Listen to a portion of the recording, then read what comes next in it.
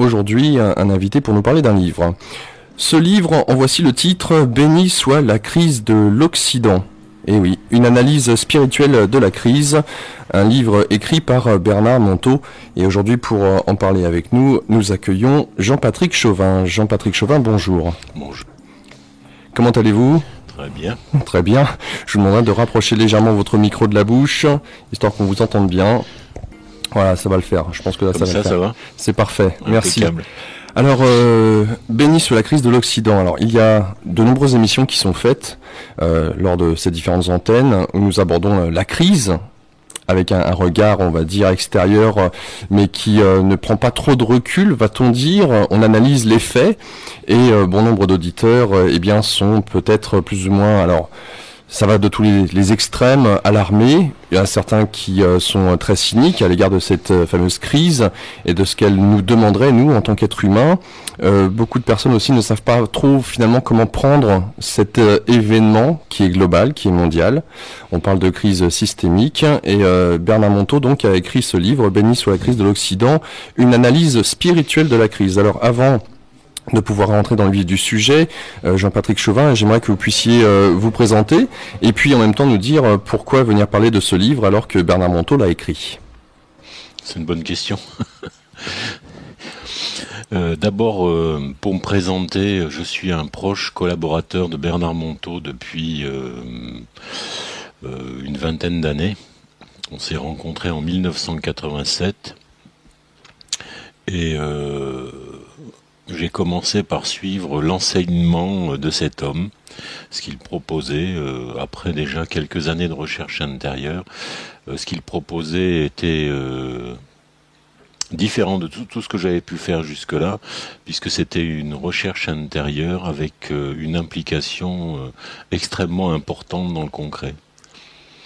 Et en gros, jusque-là, je menais une recherche qui était destiné à amener une certaine connaissance de moi, mais qui ne conduisait pas à ce que j'ai trouvé auprès de lui, c'est-à-dire une transformation de l'être que j'étais avec des implications concrètes, des activités, une façon d'exister différente, ce qu'on appelle nous des actes. Ça se manifestait... Cette amélioration de nous-mêmes, s'il s'agissait de ça, se manifestait dans le concret. Donc ça, c'était, je dirais, l'argument central qui m'a fait rester auprès de lui et suivre cet enseignement. Ensuite, de fil en aiguille, dans ma propre progression et dans une proximité avec cet homme, j'ai fait partie des gens à qui il a confié en 1998 l'association qu'il avait fondée, qui s'appelle Artas, qui est une association de recherche intérieure. Donc je fais partie aujourd'hui des gens qui gèrent cette association, puisque lui s'en est retiré. Voilà en gros. D'accord. Alors Bernard Monteau, qui est-il ? On parle d'enseignement spirituel et d'une mise en pratique concrète avec des actions dans notre vie au quotidien à travers un développement personnel. Bernard Monteau alors a suivi Guy Tamalaz et peut-être que vous pouvez nous dire quelques mots sur justement qui était Guy Tamalaz.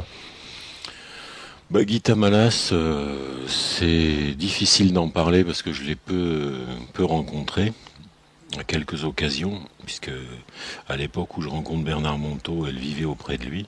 Guy Tamalaz, c'est cette personne qui faisait partie d'un groupe de 4, ils étaient 4 à Budaliguet en Hongrie en 1944 pendant la guerre, et en fait cette guerre les a mis devant des questions essentielles. Et ils ont obtenu des réponses qui ont été consignées dans un ouvrage qui s'appelle Le dialogue avec l'ange.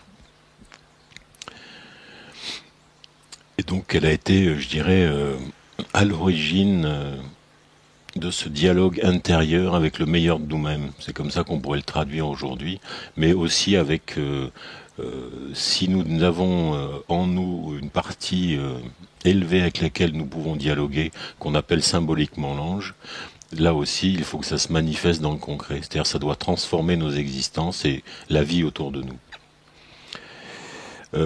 Bernard Monteau rencontre Guy Tamalaz dans les années 80, Et en fait, il va suivre l'enseignement de cette vieille dame, comme il dit, et surtout, il va l'appliquer et le traduire dans son propre enseignement qu'on appelle aujourd'hui la psychologie nucléaire. Ce que j'en dirais, en fait, c'est que ce qu'il fonde surtout à travers ça, c'est une spiritualité dans l'ordinaire de la vie. Et ça me paraît essentiel, c'est-à-dire que aujourd'hui, nous considérons que nous pouvons avoir une vie spirituelle dans l'ordinaire de la vie, et avec quelque chose en plus, je dirais, c'est que, et une notion importante dans ce courant spirituel, dans ce mouvement spirituel, c'est la notion de tâche, en fait, qui considère que chaque être humain, s'il a une imperfection unique, a aussi une qualité unique et qui doit se manifester dans un service unique qu'il a à rendre à la vie qu'on appelle la tâche. Ça, c'est un des principes fondamentaux, ou un des piliers plutôt fondamentaux de cet enseignement. Ce qui produit une chose, et je dirais aujourd'hui, et ça rejoint un peu cet ouvrage sur la crise, je dirais, moi je crois qu'à travers ça, il y a une chose qui est en train de se mettre en place, c'est ce que j'appellerais une spiritualité citoyenne, au sens vrai du terme, c'est-à-dire que inscrit dans la cité, quoi. Avec, nous sommes tous, aujourd'hui, nous sommes à peu près une trentaine à avoir fondé des applications de cet enseignement central dans ce qu'on appelle des tâches ou des services, selon le terme qu'on veut y mettre. Et ces œuvres qui sont fondées, ce sont des applications à des problèmes de société d'aujourd'hui qui nous concernent, où on s'est senti concerné du fait de nos histoires personnelles. Et en fait, on est en train de traduire cet enseignement central, chacun selon sa propre forme. Alors, béni sous la crise de l'Occident. Déjà, on voit l'optimisme qu'il peut y avoir à travers ce titre. C'est quand même peu commun finalement que cette crise soit considérée comme étant bénie, et on va le voir pourquoi. Et puis en sous-titre, une analyse spirituelle de la crise. Alors ça rejoint justement ce regard sur le monde avec une neutralité bienveillante, pourrait-on dire, et que chaque chose a son utilité, et c'est peut-être en ce sens-là que cette crise est bénie. Alors j'ai beaucoup aimé ce livre. J'ai noté pas mal de pages, et c'est un petit livre, mais qui très condensé. Il fait 173 pages avec des exercices pratiques pour justement nous renvoyer à nous-mêmes et savoir comment nous nous positionnons vis-à-vis des événements actuels. Alors cette crise, pour Bernard Monteau, il la considère comme une sorte d'accouchement où vont naître deux jumeaux, mais ces jumeaux sont radicalement différents. L'homme de demain et puis l'homme, je dirais... alors non pas du passé, parce qu'il est déjà présent, il est déjà né quelque part, mais en tout cas, disons que cette crise va accentuer toutes les peurs qu'a déjà l'homme en lui. Alors, ça c'est une chose, et puis des exercices pratiques avec des miroirs, avec l'homme les poings fermés et l'homme les mains ouvertes, celui qui a les yeux pétillants avec le sourire, et celui qui regarde les choses avec un regard très sombre. De même, à travers ce livre, il est fait référence au passé, notamment aux différentes crises du siècle dernier. Et j'aimerais qu'on puisse en parler justement en préambule un petit peu, puisque Guy Tamalaz a eu l'occasion, suite à la Deuxième Guerre mondiale, de se poser des questions d'ordre essentiel. En quoi, justement, ces deux guerres mondiales, ces différentes crises économiques, ont été des révélateurs, et pourquoi cela ne nous a peut-être pas fait changer au point que cette crise que nous vivons à l'heure actuelle, elle en serait capable. Je suis pas sûr en fait que ça n'ait rien fait changer ces rendez-vous historiques extrêmement douloureux, parce que si on regarde quand même le monde d'aujourd'hui, il y a quand même, je dirais, un phénomène qui existe, c'est un besoin de sens. C'est-à-dire qui existe à travers l'émergence d'un ensemble de mouvements spirituels, quels qu'ils soient. C'est-à-dire qui, même si on est dans un contexte politique dur vis-à-vis de la spiritualité, il ne faut pas le nier, en même temps il y a émergence d'une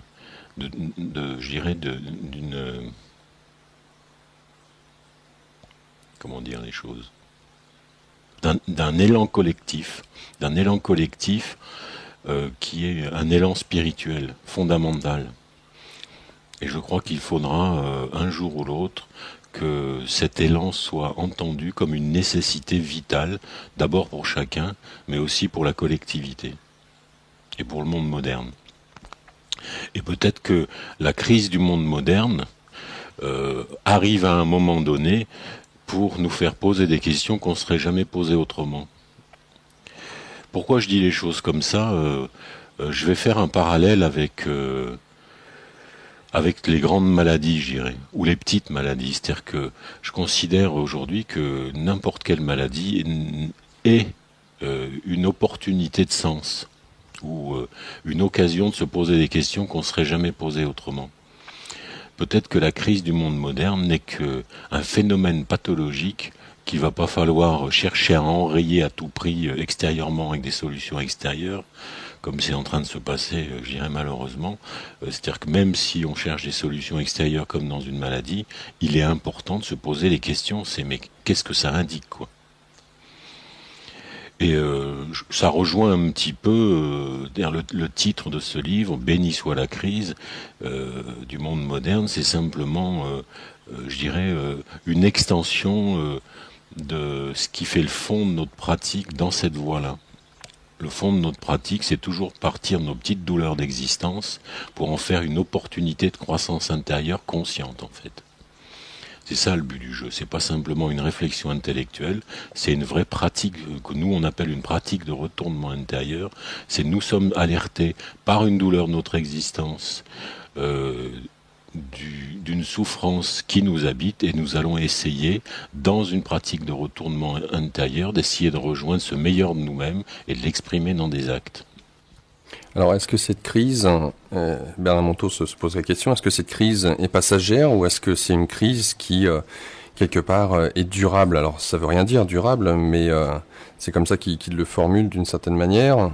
Donc, est-ce que c'est une crise qui, comme les autres, comme celle de 29 ou comme celle de 1907, est une crise qui finalement nous fera relancer sur nos anciennes habitudes, où malgré les dégâts collatéraux, eh bien chacun repartira à nouveau dans un nouveau cycle qui est ce que l'on a pu plus ou moins connaître jusqu'à maintenant, ou alors est-ce que c'est une crise durable dans le sens où cette crise sera telle que de toute façon nous ne pourrons pas revenir en arrière avec nos modes de pensée tels qu'ils étaient jusqu'à maintenant, de même bien entendu nos actions au quotidien, notre conscience au quotidien. À mes yeux, et c'est contenu dans ce livre, d'ailleurs, ce n'est pas une crise passagère, c'est pas un simple rhume, quoi. C'est une remise en question profonde, non seulement de notre système économique, mais de nos modalités d'existence. En fait, c'est surtout une remise en question profonde de l'hégémonie de l'ego, je dirais. C'est-à-dire que si un temps le monde de l'ego, c'est essentiellement le monde de l'avoir, le monde qui est fondé sur les réussites extérieures, que ce soit réussite matérielle, professionnelle, réussite affective ou réussite sociale, qui sont les trois grandes valeurs du monde de l'ego, aujourd'hui dans l'Occident, qui est, je dirais, le porte-parole qui est sur le devant de la scène du monde de l'ego, il y a une remise en question, c'est n'y a-t-il pas une autre façon d'exister avec d'autres valeurs que celle-là? Et en particulier, n'y a-t-il pas à voir émerger un homme plus conscient de ses responsabilités personnelles, sociales, planétaires, je dirais même, politiques, mais au sens pas politicien du terme, dire un homme plus responsable, plus conscient, et un homme, c'est surtout ça qui est souligné dans la crise, un homme qui apprend à partager. Alors, de celles qui nous écoutent, déjà, pourraient se demander qu'est-ce que vient faire l'ego là-dedans. Et puis en même temps, il est tellement facile de reprocher aux autres, à l'extérieur, notre situation, notamment eh bien, les gens de pouvoir, nos politiques, et nous, dans cette affaire. Est-ce qu'on n'a pas une responsabilité ? Tout à fait, on a tous une responsabilité personnelle et individuelle. Mais je vais déjà répondre qu'est-ce que vient faire le monde de l'ego là-dedans. Mais le monde de l'ego, c'est le monde dans lequel on vit. On vit dans ce monde avec ces valeurs-là, liées à cet état de conscience, je dirais, ou à ce plan de conscience, selon comment on veut bien l'appeler. Donc on est en plein dedans, et s'il y a évolution de la nature humaine, c'est pour passer à un autre plan de conscience, pour que ce soit plus cet ego qui soit dominant des choses.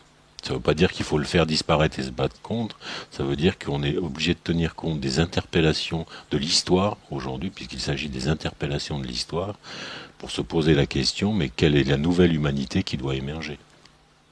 Alors, puisque vous avez répondu concernant la position de l'ego dans cette histoire, je reviens sur la manière dont on pourrait être très facilement enclin à montrer du doigt les responsables.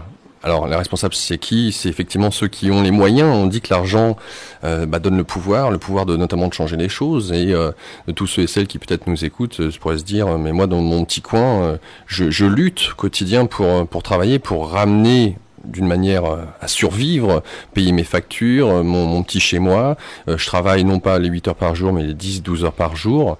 Qu'est-ce que je peux faire de plus, si ce n'est mettre mon bulletin de vote lorsqu'on me le demande? Mais bon, après le reste, comment faire pour que peut-être nos politiques soient amenés à changer? Est-ce que je peux changer les choses via ce fameux bulletin de vote? Je sais pas. J'y crois pas trop. Je crois beaucoup plus, et je vais reprendre ce que vous disiez, on a tendance à chercher des coupables extérieurs, c'est-à-dire à montrer du doigt dehors, c'est à cause de ça, à cause des banquiers, à cause de ci, à cause de ça, des politiques. Ce qui est pour moi essentiel dans cet enseignement dans lequel je suis, c'est qu'en permanence, ce qu'on fait, c'est qu'on retourne le doigt. Mais moi, où est-ce que j'ai ma part de responsabilité dans ce qui existe aujourd'hui?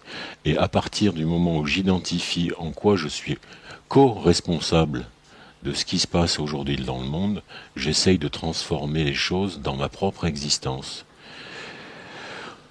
C'est-à-dire, je ne sais pas partager. J'ai des choses en trop chez moi. Je préfère les garder dans un placard alors qu'elles servent à rien. Peut-être qu'il faut que j'apprenne ces choses en trop à les donner à ceux qui n'ont pas assez. Et c'est déjà quelque chose qui est de l'ordre du partage. Et c'est déjà une transformation, je dirais, de ma propre personne, et c'est déjà ma responsabilité qui est en jeu. Ça, c'est un premier point. Ensuite, le second point, qui est contenu dans ce livre d'ailleurs, c'est que Bernard Montault ne se contente pas de faire une analyse spirituelle de la crise, c'est-à-dire qu'en fait, il propose des solutions concrètes, et ces solutions concrètes, elles existent déjà depuis 2 ans. C'est une association qui s'appelle le RIS, ça veut dire Réseau d'initiatives solidaires, c'est-à-dire qu'aujourd'hui, il y a entre 60 et 70 groupes répartis en France, Suisse, Belgique, qui sont des groupes de 5-6 personnes qui se mettent devant ces questions et qui se mettent devant ces enjeux de partage, en fait. Et tout à l'heure, vous parliez de passer des poings fermés aux mains ouvertes, ou essayer de trouver les yeux pas pétillants mais gentils, ce qui n'est pas tout à fait la même chose. C'est-à-dire qu'en fait, à travers cette pratique où on met en jeu son propre corps, on va essayer de susciter cette partie de nous-mêmes qui est meilleure. Alors, qu'est-ce que Bernard Montault sous-entend quand il fait allusion à cette crise, à un accouchement?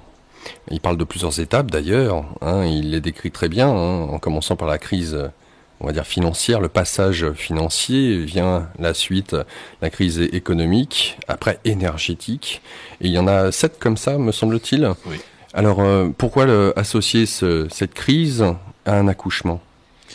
Pourquoi associer cette crise à un accouchement? Ce qu'il faut savoir, en fait, c'est que il y a une trentaine d'années, cet homme, donc Bernard Montault, découvre une méthode d'investigation intérieure qui s'appelle la psychanalyse corporelle. À l'époque, il est encore kinésithérapeute, il va plus le rester longtemps, puisque il va fonder donc cette psychanalyse corporelle qui aujourd'hui est beaucoup plus élaborée et qui s'enseigne. Et en fait, cette psychanalyse corporelle, en interpellant le corps, va permettre de revivre ce qu'on appelle les traumatismes fondamentaux de l'existence humaine. Il y en a 4, et en particulier le traumatisme de la naissance, qui fonde la personnalité humaine. Et il contient un ensemble de lois, qui sont transposables à toute naissance, je dirais, quelle qu'elle soit. Et c'est ce parallèle, en fait, c'est cette lecture dans laquelle il est de l'émergence d'une vie intérieure au moment de la naissance qui lui a permis de lire les événements du monde et dire mais les événements du monde aujourd'hui nous convient à une nouvelle naissance, la naissance de l'homme nouveau, je dirais, ou du nouvel homme. Et il en décrit les étapes au niveau de l'ensemble de la collectivité. Voilà les grands rendez-vous devant lesquels nous allons être. La crise économique actuelle n'étant que le premier rendez-vous. Oui, après la crise énergétique, il y a aussi la crise politique. Oui. On commence à voir, comme par hasard, les dissensions qui existent à travers, alors pas forcément en France, hein, d'ailleurs un peu partout, hein, finalement de ceux et celles qui sont à la gouvernance du pouvoir, de voir les dissensions qu'il y a au même sein de différents partis, des choses qui sont révélées, mises devant la place publique, et qui nous montrent à quel point, finalement, là aussi, ces gens de pouvoir sont tournés vers l'ego. Mais qui ne l'est pas tourné vers l'ego? Je reprends quelques citations. Par exemple, comment traitons-nous nos propres maladies, sinon avec le même mépris que les hôpitaux que nous avons engendrés? Comment traitons-nous notre comptabilité personnelle, sinon avec le même souci de tricher un peu, beaucoup, à la folie, comme les hommes politiques que nous avons produits? Et chacun de nous veut-il pas gagner beaucoup d'argent plus vite, quel qu'en soit le prix? Eh bien, nos banquiers ont fait la même chose, en dignes représentants de nos économies. Alors oui, la Terre est malade. Alors, de ces deux jumeaux qui naissent, alors c'est intéressant de voir le portrait qu'ils en fait. On a vaguement souligné justement celui qui a les poings fermés et celui qui a les mains ouvertes, tendues vers le ciel. Alors qu'est-ce qui caractérise l'un et qu'est-ce qui caractérise l'autre? En dehors de l'un est tourné vers l'ego avec ses poings fermés, puis de celui qui est tourné, mains ouvertes, les mains tendues vers le ciel. Qu'est-ce qui les caractérise ou qu'est-ce qui les caractériserait dans leur quotidien? Mais ce qui les caractérise, en fait, ils sont pas tournés, hein. Ils sont dans le monde de l'ego. C'est-à-dire un des jumeaux vit dans le monde de l'ego et dans une relative ignorance de lui-même et des lois de ce monde. C'est-à-dire dans leur sens et dans leur essence, je dirais.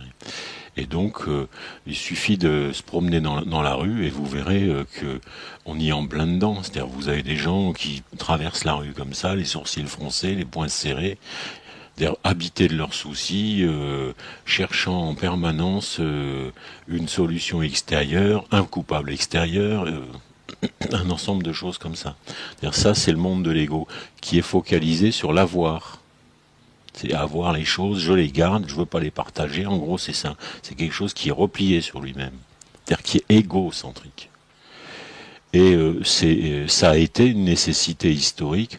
Aujourd'hui apparaît à travers les événements qu'on observe, que ce soit dans le monde de la santé, comme vous l'avez cité, dans le monde politique, dans le monde économique, la nécessité qu'émerge une autre façon d'être au monde, et qui est plus le monde de l'ego, que nous on appelle le monde du jeu. C'est-à-dire que l'homme qui dépasse son ego.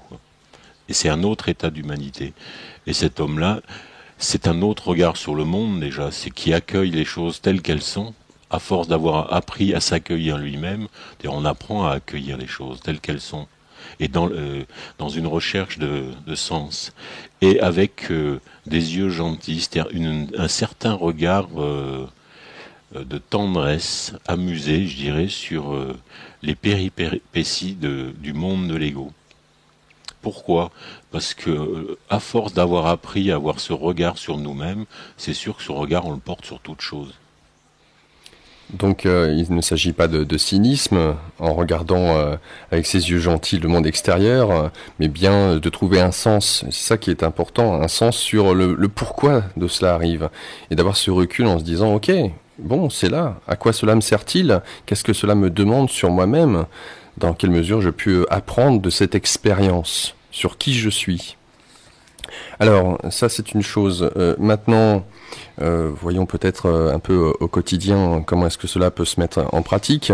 Est-ce à dire que celui qui a les yeux gentils, les mains ouvertes, doit se retourner vers une certaine forme d'archaïsme matériel, je dirais, à savoir, bon bah voilà, puisque je vois le monde avec ce regard objectif, que je sais qu'utiliser la voiture, ça pollue, que manger tel aliment, ce n'est pas bon pour mon corps, l'énergie nucléaire, ce n'est pas bon non plus, je prends plus l'avion, je prends plus la voiture, je prends plus le train, je retourne dans ma caverne avec ma petite lampe à huile, et puis voilà, retour à la préhistoire, pourrait-on penser. Est-ce que c'est ça que ça sous-entend, l'homme avec les mains ouvertes?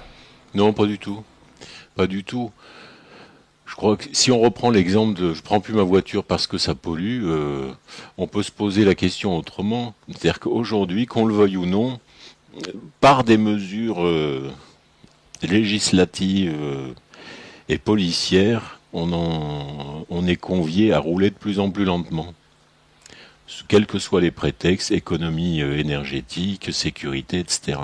On peut soit subir ça et râler contre, et c'est ça les poings fermés et les sourcils froncés, soit en faire une opportunité pour profiter d'un voyage qui durera un peu plus longtemps, mais et profiter du voyage qui durera un peu plus longtemps, c'est est-ce qu'on peut pas en faire une opportunité de faire des déclarations d'amour à notre conjoint ou conjointe qui est à côté de nous.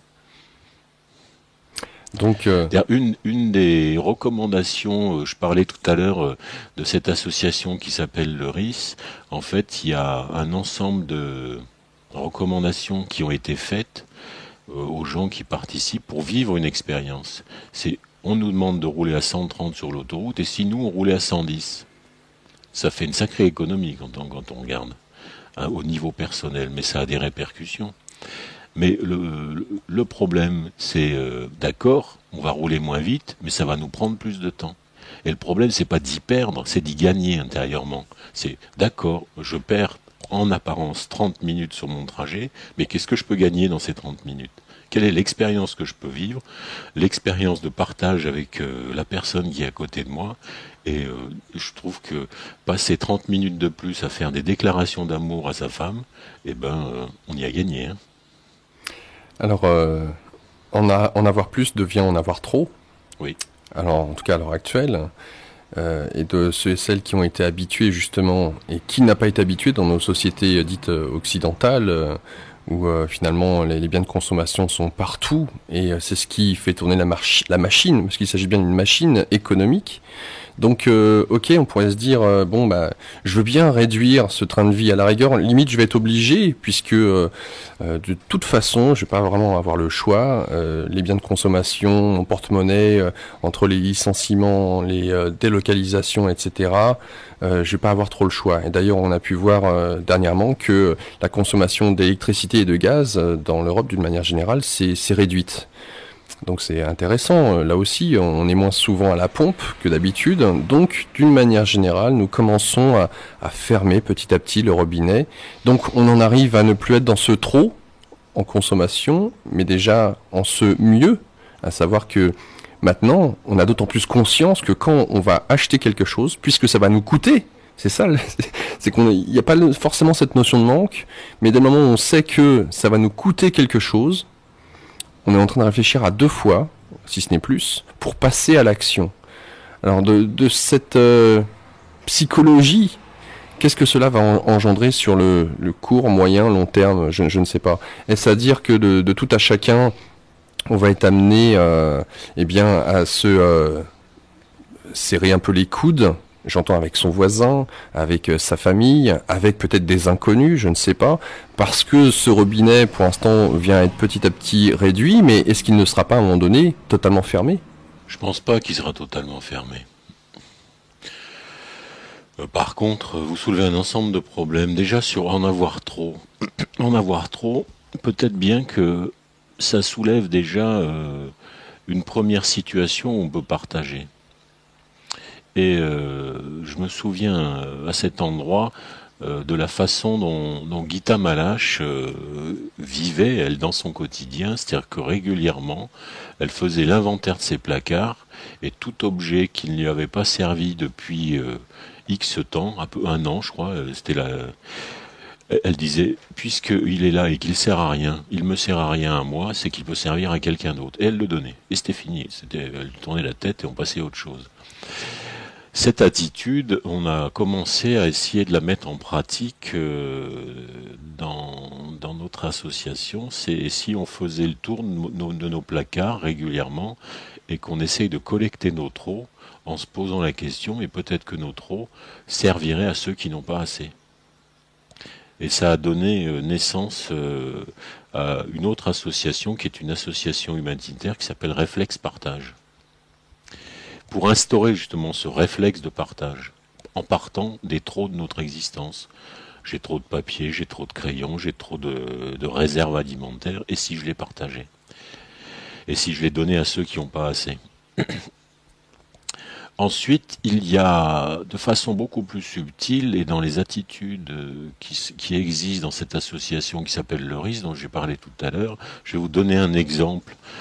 Une des attitudes, ça a été de se poser la question, mais est-il utile qu'on se lave tous les jours? Alors, la réponse? La réponse, elle est immédiatement, bah non. Parce que est-ce qu'il est nécessaire de dépenser autant de flotte tous les jours pour se laver extérieurement? Est-ce que la plus grosse pollution, finalement, elle n'est pas intérieure? Et peut-être que ce lavage, il est juste une compensation de quelque chose qu'on aimerait bien laver dedans.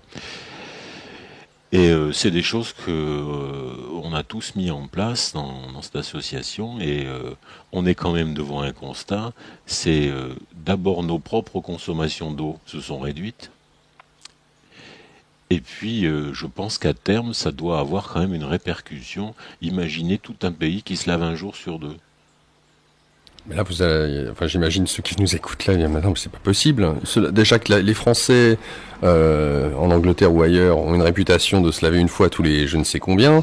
Alors là, c'est même pas la peine. Une fois tous les 2 jours, admettons, à travers justement l'association. Est-ce que ça a été facile entre le dire et le faire, de le passer à la pratique, une fois tous les 2 jours, admettons? Est-ce que c'est facile à mettre en place? Ça a été relativement facile parce qu'il y a toujours le même fond. C'est je vais me laver moins, mais si j'en tirais un bénéfice, c'est-à-dire qu'en fait, ça crée quoi? C'est-à-dire quelqu'un qui, au lieu de prendre sa douche tous les jours, comme ça, vite fait, sans aucune conscience de ce qu'il est en train de vivre, va prendre le temps de se laver, et ce temps de toilette va devenir un temps d'autocaresse, je dirais. On va dire, je ne veux pas prendre une douche aujourd'hui, je vais juste me laver le visage un petit peu, et on est devant un réveil d'une certaine autosensualité, un plaisir qu'on y trouve, qu'on avait perdu en fait. À chaque fois en fait, on va renoncer à quelque chose extérieurement, mais pour y gagner intérieurement, pour y gagner une nouvelle expérience, pour y gagner cette expérience d'humanité. Est-ce que c'est un retour à une certaine forme d'ascétisme? Non, pas du tout. Non, on n'a rien d'ascète. Regardez. Ok, bon alors ça c'est une chose peut-être au quotidien pour tout à chacun, soit. Mais là encore, peut-être que ceux et celles qui nous écoutent, je me mets à penser un peu à leur place en disant quelles questions pourraient-ils se poser, quelles réflexions pourraient-ils penser. Eh bien, je me dis, bon, ok, admettons que moi, voilà, nous, les quelques-uns qui sommes là, qui écoutons, on décide de mettre en pratique, notamment à travers le RISE. Qu'est-ce qui se passe pour ceux et celles, encore une fois, qui sont nos dirigeants, qui prennent la décision, finalement, au final, c'est eux qui prennent la décision. Parce que l'Occident a une responsabilité énorme, notamment sur les pays en voie de développement. Alors, parler d'un réseau solidaire, d'initiatives solidaires de partage, d'accord, mais si on n'est qu'une petite minorité à être dans notre coin, qu'est-ce qu'il en est de ceux et celles qui crèvent la faim dans le monde entier, de ceux et celles à qui on ne permet même pas d'avoir de quoi un toit pour se protéger des éléments, de quoi se nourrir au quotidien, un minimum d'éducation. Et on voit bien que l'immigration, bien entendu, elle ne fait qu'augmenter du fait que nous gardons encore une fois que nous ne souhaitons pas partager. Peut-être c'est un peu plus complexe que ça. Mais je vais répondre sur le terrain du partage, en fait, et revenir sur l'association le RIS.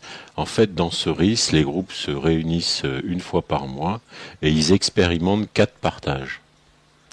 4 partages. Le premier partage, c'est un partage de biens de consommation, c'est-à-dire, par exemple, j'ai une voiture dont je me sers 2 fois par semaine. Est-ce que cette voiture pourrait pas servir au voisin qui n'en a pas quand je m'en sers pas? Ou la tondeuse qu'on pourrait partager.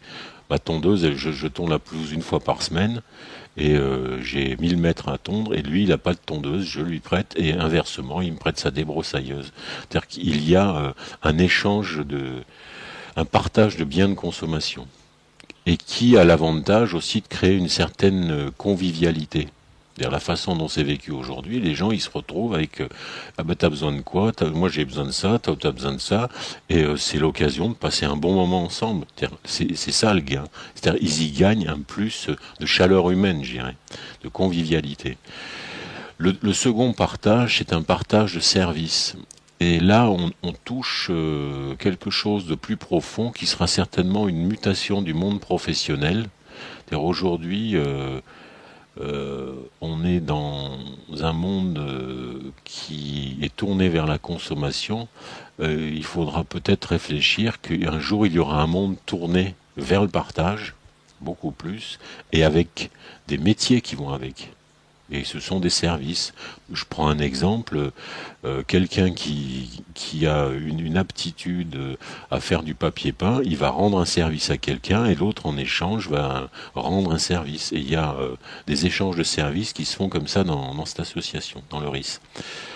Troisième partage, et ça c'est en relation, je dirais, avec le fond de l'enseignement qui gère tout ça, c'est un partage de questions et de réponses essentielles. Un petit peu le parallèle qu'on peut faire, c'est ce qui s'est vécu par les 4 de Budaliget, c'est-à-dire Guy Tamalache et les 3 autres qui sont morts à l'époque dans les camps de concentration. Et si on pouvait partager nos questions essentielles devant cette crise. Et aujourd'hui, on assiste à des choses très magnifiques, c'est-à-dire des gens qui ont des sommets de sincérité dans leurs questions et qui vont attirer des sommets de sincérité dans les réponses. C'est-à-dire que c'est un dialogue en commun, quoi. De questions essentielles et de réponses essentielles. Et enfin, il y a un quatrième partage qui est extrêmement important aussi, c'est partager avec les plus démunis. Et il y a des actions qui sont menées à travers ces petits groupes de façon centralisée, mais aussi à travers cette association dont je parlais qui s'appelle Réflexe Partage. C'est nous aider les uns les autres, c'est bien, mais peut-on considérer qu'on n'a pas aussi une responsabilité de s'occuper des plus démunis, qu'ils soient à notre porte, comme on en trouve ici, ou alors qu'ils soient en Afrique, en Asie, enfin à travers le monde. Alors, de ce que je peux entendre, cela ne sous-entend pas qu'il y ait disparition de l'argent, tel qu'on l'entend, mais en tout cas qu'il y ait le plus de ce retour à cette forme de solidarité, et de profiter de cette reconnexion avec tout à chacun, de voir qu'on est des êtres humains, que l'on vit, qu'on a des voisins, des gens qui à l'heure actuelle ne souhaitent qu'une chose aussi, c'est de partager. Et dans ce sens-là, ça ne signifie pas qu'il y ait la disparition de l'argent monnaie, forcément. Mais là aussi, ça nous invite à consommer mieux, plus intelligemment et moins, d'une certaine manière, puisque ce qu'il nous manque, on pourrait l'avoir à travers ces différents partages que vous venez d'énoncer vis-à-vis de notre entourage proche. Maintenant, il y a quelque chose qui m'interpelle. Je cite Bernard Montault. Alors la crise nous fera peut-être traverser une grande pandémie ou bien un désastre humanitaire, sachant que le livre a été écrit avant qu'il y ait le virus H1N1, je trouve ça intéressant. Puis ensuite une étape de dérèglement écologique avec un risque d'accident nucléaire ou bien une catastrophe climatique, histoire de nous faire mesurer de plein fouet où on en est arrivé, de ces hommes sans amour. Histoire de nous faire mieux voir pour moins souffrir, ce qui sera le propre du dépassement de notre espèce pour fonder un monde nouveau.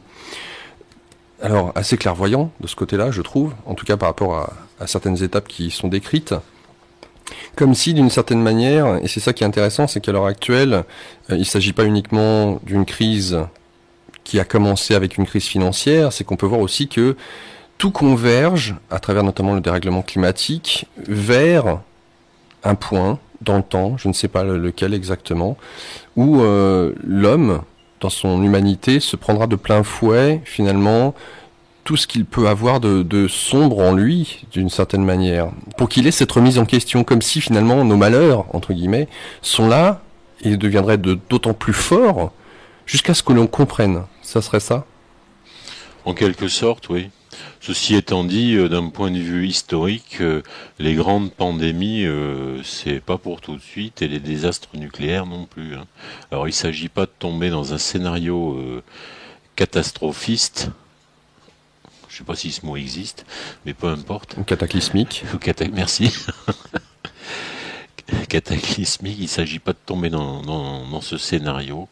C'est simplement de voir que de toute façon, la douleur humaine fait partie de l'expérience et qu'elle est une opportunité de transformation, quelle que soit l'intensité de cette douleur. C'est-à-dire que ce soit à travers un cataclysme sanitaire ou un cataclysme nucléaire, est-ce qu'il ne sera pas là pour qu'on soit amené à se poser des questions si on ne se les est pas posées avant? Un peu comme les maladies d'ailleurs.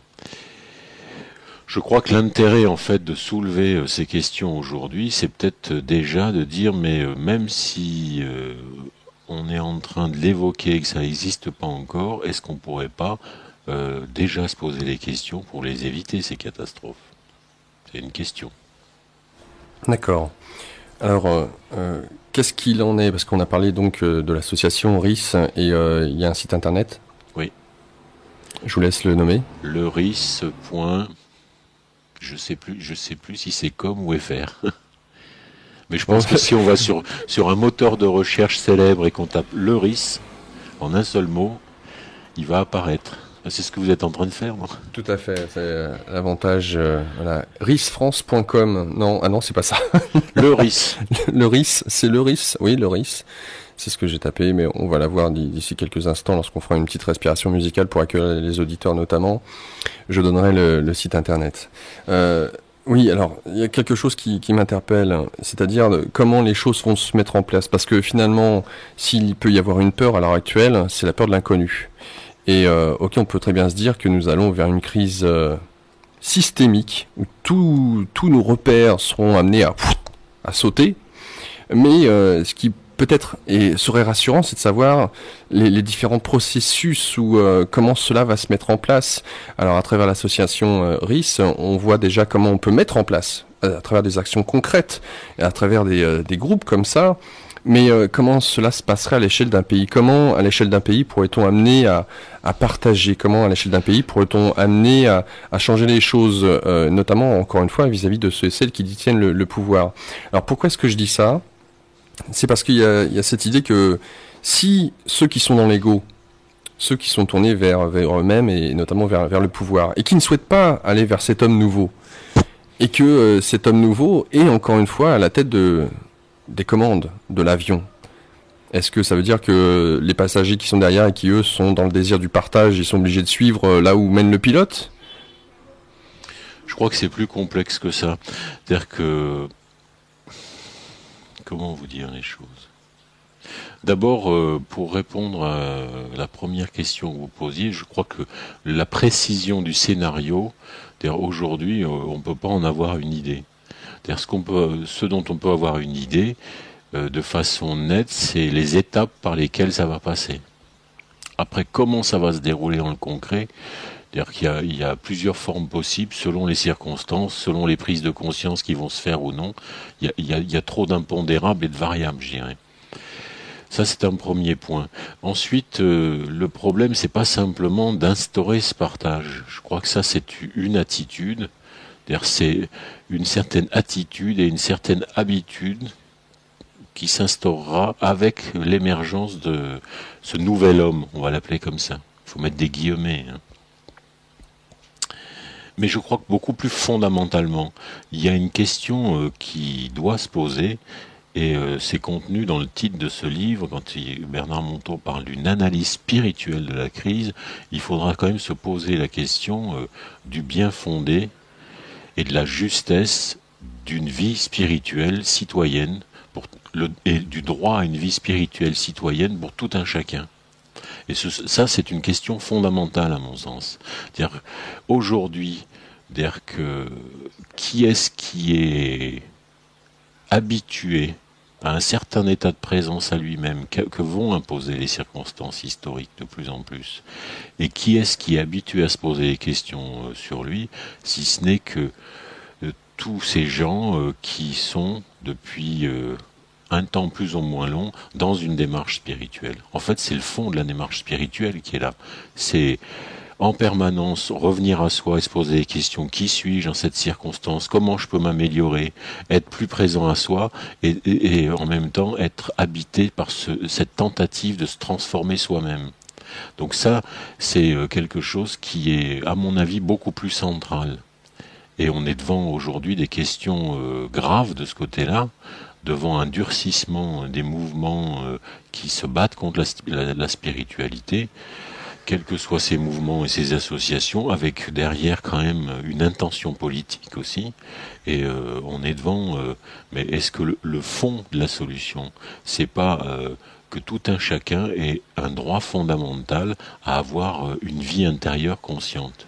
Je vais plutôt employer ce terme que vie spirituelle. Une vie intérieure consciente, c'est être capable de se poser des questions sur soi, mais aussi avoir le droit d'être accompagné dans cette démarche. C'est-à-dire, c'est pas quelque chose qui se fait comme ça facilement. Il y a plein de pièges, il y a plein de difficultés. Et si je prends mon exemple personnel, c'est-à-dire quand j'ai commencé ma propre démarche de recherche intérieure, si j'avais pas été accompagné comme j'ai été accompagné par Bernard Monteau, et qui continue parce qu'il a quelques mètres d'avance, je vais dire, et il indique la route à mes yeux.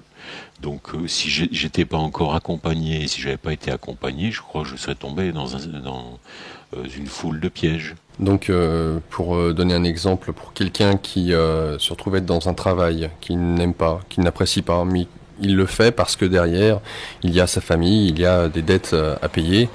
Donc, intérieurement, il se voit. Il voit son état de conscience, il voit qu'il n'est pas en accord, en phase avec sa vie extérieure. Alors il aimerait bien changer, mais il sait ce que ça pourrait lui coûter. Donc ce que vous êtes en train de dire, c'est que dans ce cadre-là, par exemple, se faire aider, être accompagné pour ce chemin, oui, c'est pour vous essentiel. Oui, en fait, si on prend l'exemple de quelqu'un qui souffre dans son travail, je vais le dire comme ça, quand vous dites qu'il n'est pas bien dans son travail, le but du jeu, c'est pas de dire ton travail te plaît pas, change. C'est il va falloir trouver comment, depuis cette pratique intérieure, apprendre à être bien dans ton travail. C'est-à-dire que de trouver un certain plaisir dans ce travail, peut-être, mais c'est pas fait pour ça le travail, mais surtout pour apaiser des tensions dans la vie professionnelle. En fait, moi j'appelle ça le principe du poisson rouge. C'est-à-dire que ça sert à rien de changer le bocal, ça change rien au poisson rouge. C'est-à-dire que le but, en fait, c'est de se transformer soi-même et faire expérience que quand on est dans une humanité relativement inconsciente d'elle-même et dans un état de souffrance, la seule solution et la meilleure des solutions, c'est de trouver une solution intérieure à ces souffrances qui vont se manifester dans cet acte, c'est-à-dire faire émerger un temps ce meilleur de nous-mêmes, ou ce que j'appelais tout à l'heure le nouvel homme. Alors, j'entends bien ce que vous venez de dire, mais changer de bocal, c'est une chose, mais d'un autre côté, se retrouver en souffrance à son travail. Admettons que je fasse ce travail intérieur et que je change mon regard donc sur ce travail qui m'apportait souffrance. Ça, c'est une chose, mais d'un autre côté, je m'aperçois que ce travail ne me correspond pas. En fait, que je l'ai fait parce que j'ai écouté mes parents qui voulaient que je fasse telles études, ou que je l'ai fait parce que j'avais besoin d'un travail dans l'urgence, d'un point de vue financier, mais que cela ne me correspond pas. Tout à l'heure, vous disiez que finalement, chacun d'entre nous étions précieux, puisqu'on est venu ici pour quelque chose de bien spécifique. Et qu'on se rend compte que là où on est, dans le cadre de son travail, cela ne nous correspond pas. Alors là, il ne s'agit plus de changer le bocal. Il s'agit tout simplement d'être là où on doit être, peut-être. Oui, mais avant d'en arriver là, ça demande quand même un certain travail sur soi pour arriver à découvrir la qualité unique dont on est porteur et comment elle va s'exprimer à l'extérieur, ce qu'on appelle la tâche. Mais là, on n'est plus dans le monde du travail. On est dans le monde de la vie intérieure consciente et rendant service à la vie. Ça, c'est plus le monde du travail. D'accord. Mais ouais, ça, c'est quelque chose qui un jour deviendra, à mon avis, de plus en plus courant dans le monde quand il évoluera. Mais aujourd'hui, en fait, le monde du travail, il a un intérêt, c'est créer des circonstances d'estime de soi. C'est-à-dire, j'ai un travail qui me rapporte de l'argent, c'est-à-dire que ça nourrit l'ego, et c'est important que cet ego il soit nourri. Avant de vouloir passer à une vie consacrée à un service, je dirais, ou à une tâche, il faut d'abord faire l'expérience d'une certaine solidité de son ego. C'est-à-dire d'avoir une bonne estime de soi dans la réussite professionnelle, dans la réussite amoureuse et dans la réussite sociale. C'est-à-dire on a une certaine estime de soi parce qu'un jour il va falloir quitter ce monde pour rentrer dans un service. Et si on quitte un truc qui vaut 3 francs 6 sous et qu'on n'a pas une grande estime de soi, de l'autre côté on n'a aucune force pour fonder les choses. Donc c'est important. Ensuite, pour revenir sur le concret de ce que vous disiez sur le monde du travail, de notre point de vue, il est toujours nécessaire d'essayer de trouver des solutions sans changer l'extérieur, de faire expérience du meilleur de nous-mêmes et de voir ce qu'il produit, je dirais. Et puis, à un moment donné, il y a effectivement des situations où toutes les solutions intérieures ayant été épuisées, dire maintenant, il va falloir, mais c'est l'expérience qui compte. De cette recherche du meilleur de soi-même. Et si à un moment donné, malgré ça, on dit mais ce travail, c'est un endroit où je meurs à petit feu, il va peut-être falloir trouver une autre expérience professionnelle qui nous permette de mieux nous épanouir, mais dans l'ego. Alors j'aimerais revenir sur le pilote. Y a-t-il un pilote dans l'avion ? Puisque bonne question. Bernard Montault met en avant justement les différentes phases de cette crise, et notamment la 4e phase, celle qu'il appelle donc une crise politique viendra ensuite. Donc acculés de tous les côtés par un système financier, puis un système économique et énergétique défaillant, nos gouvernements devront trouver alors des solutions nouvelles et courageuses pour faire face à la situation. Sauront-ils prendre leurs responsabilités forcément impopulaires ? Sauront-ils à temps réformer le capitalisme sans en avoir à le renier ? Là est toute la question, car l'épisode de crise politique qui suivra sans doute les 3 autres sera d'une importance... Car l'épisode de crise politique qui suivra sans doute les 3 autres sera d'une importance capitale pour l'avenir de la paix dans le monde. Donc, je reviens, y a-t-il un pilote dans l'avion ? Est-ce que il serait envisageable pour ceux qui sont à la tête du pouvoir, dès le moment où on est au pouvoir, d'une manière générale, l'ego est d'autant plus renforcé. Donc je dirais que peut-être, de mon regard, le travail à faire sur soi est d'autant plus fort pour essayer de mettre cet ego à sa place.